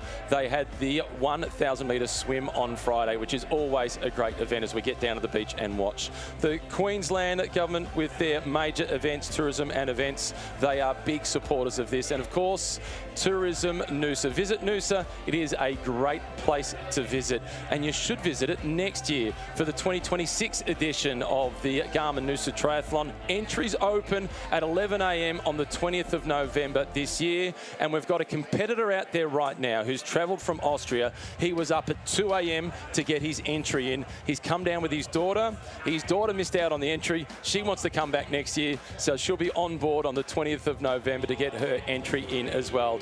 Snowy, thanks for hosting me here in Noosa, because you're a 5-time winner of this race. It is such a privilege to be here, such a privilege to call these races and see these athletes in person in such a unique and incredible part of the world. It's a beautiful event. The age groupers are still out there, and we hope to see you next year. Congratulations to the winners and all those just making it through to the finish line. Bye for now.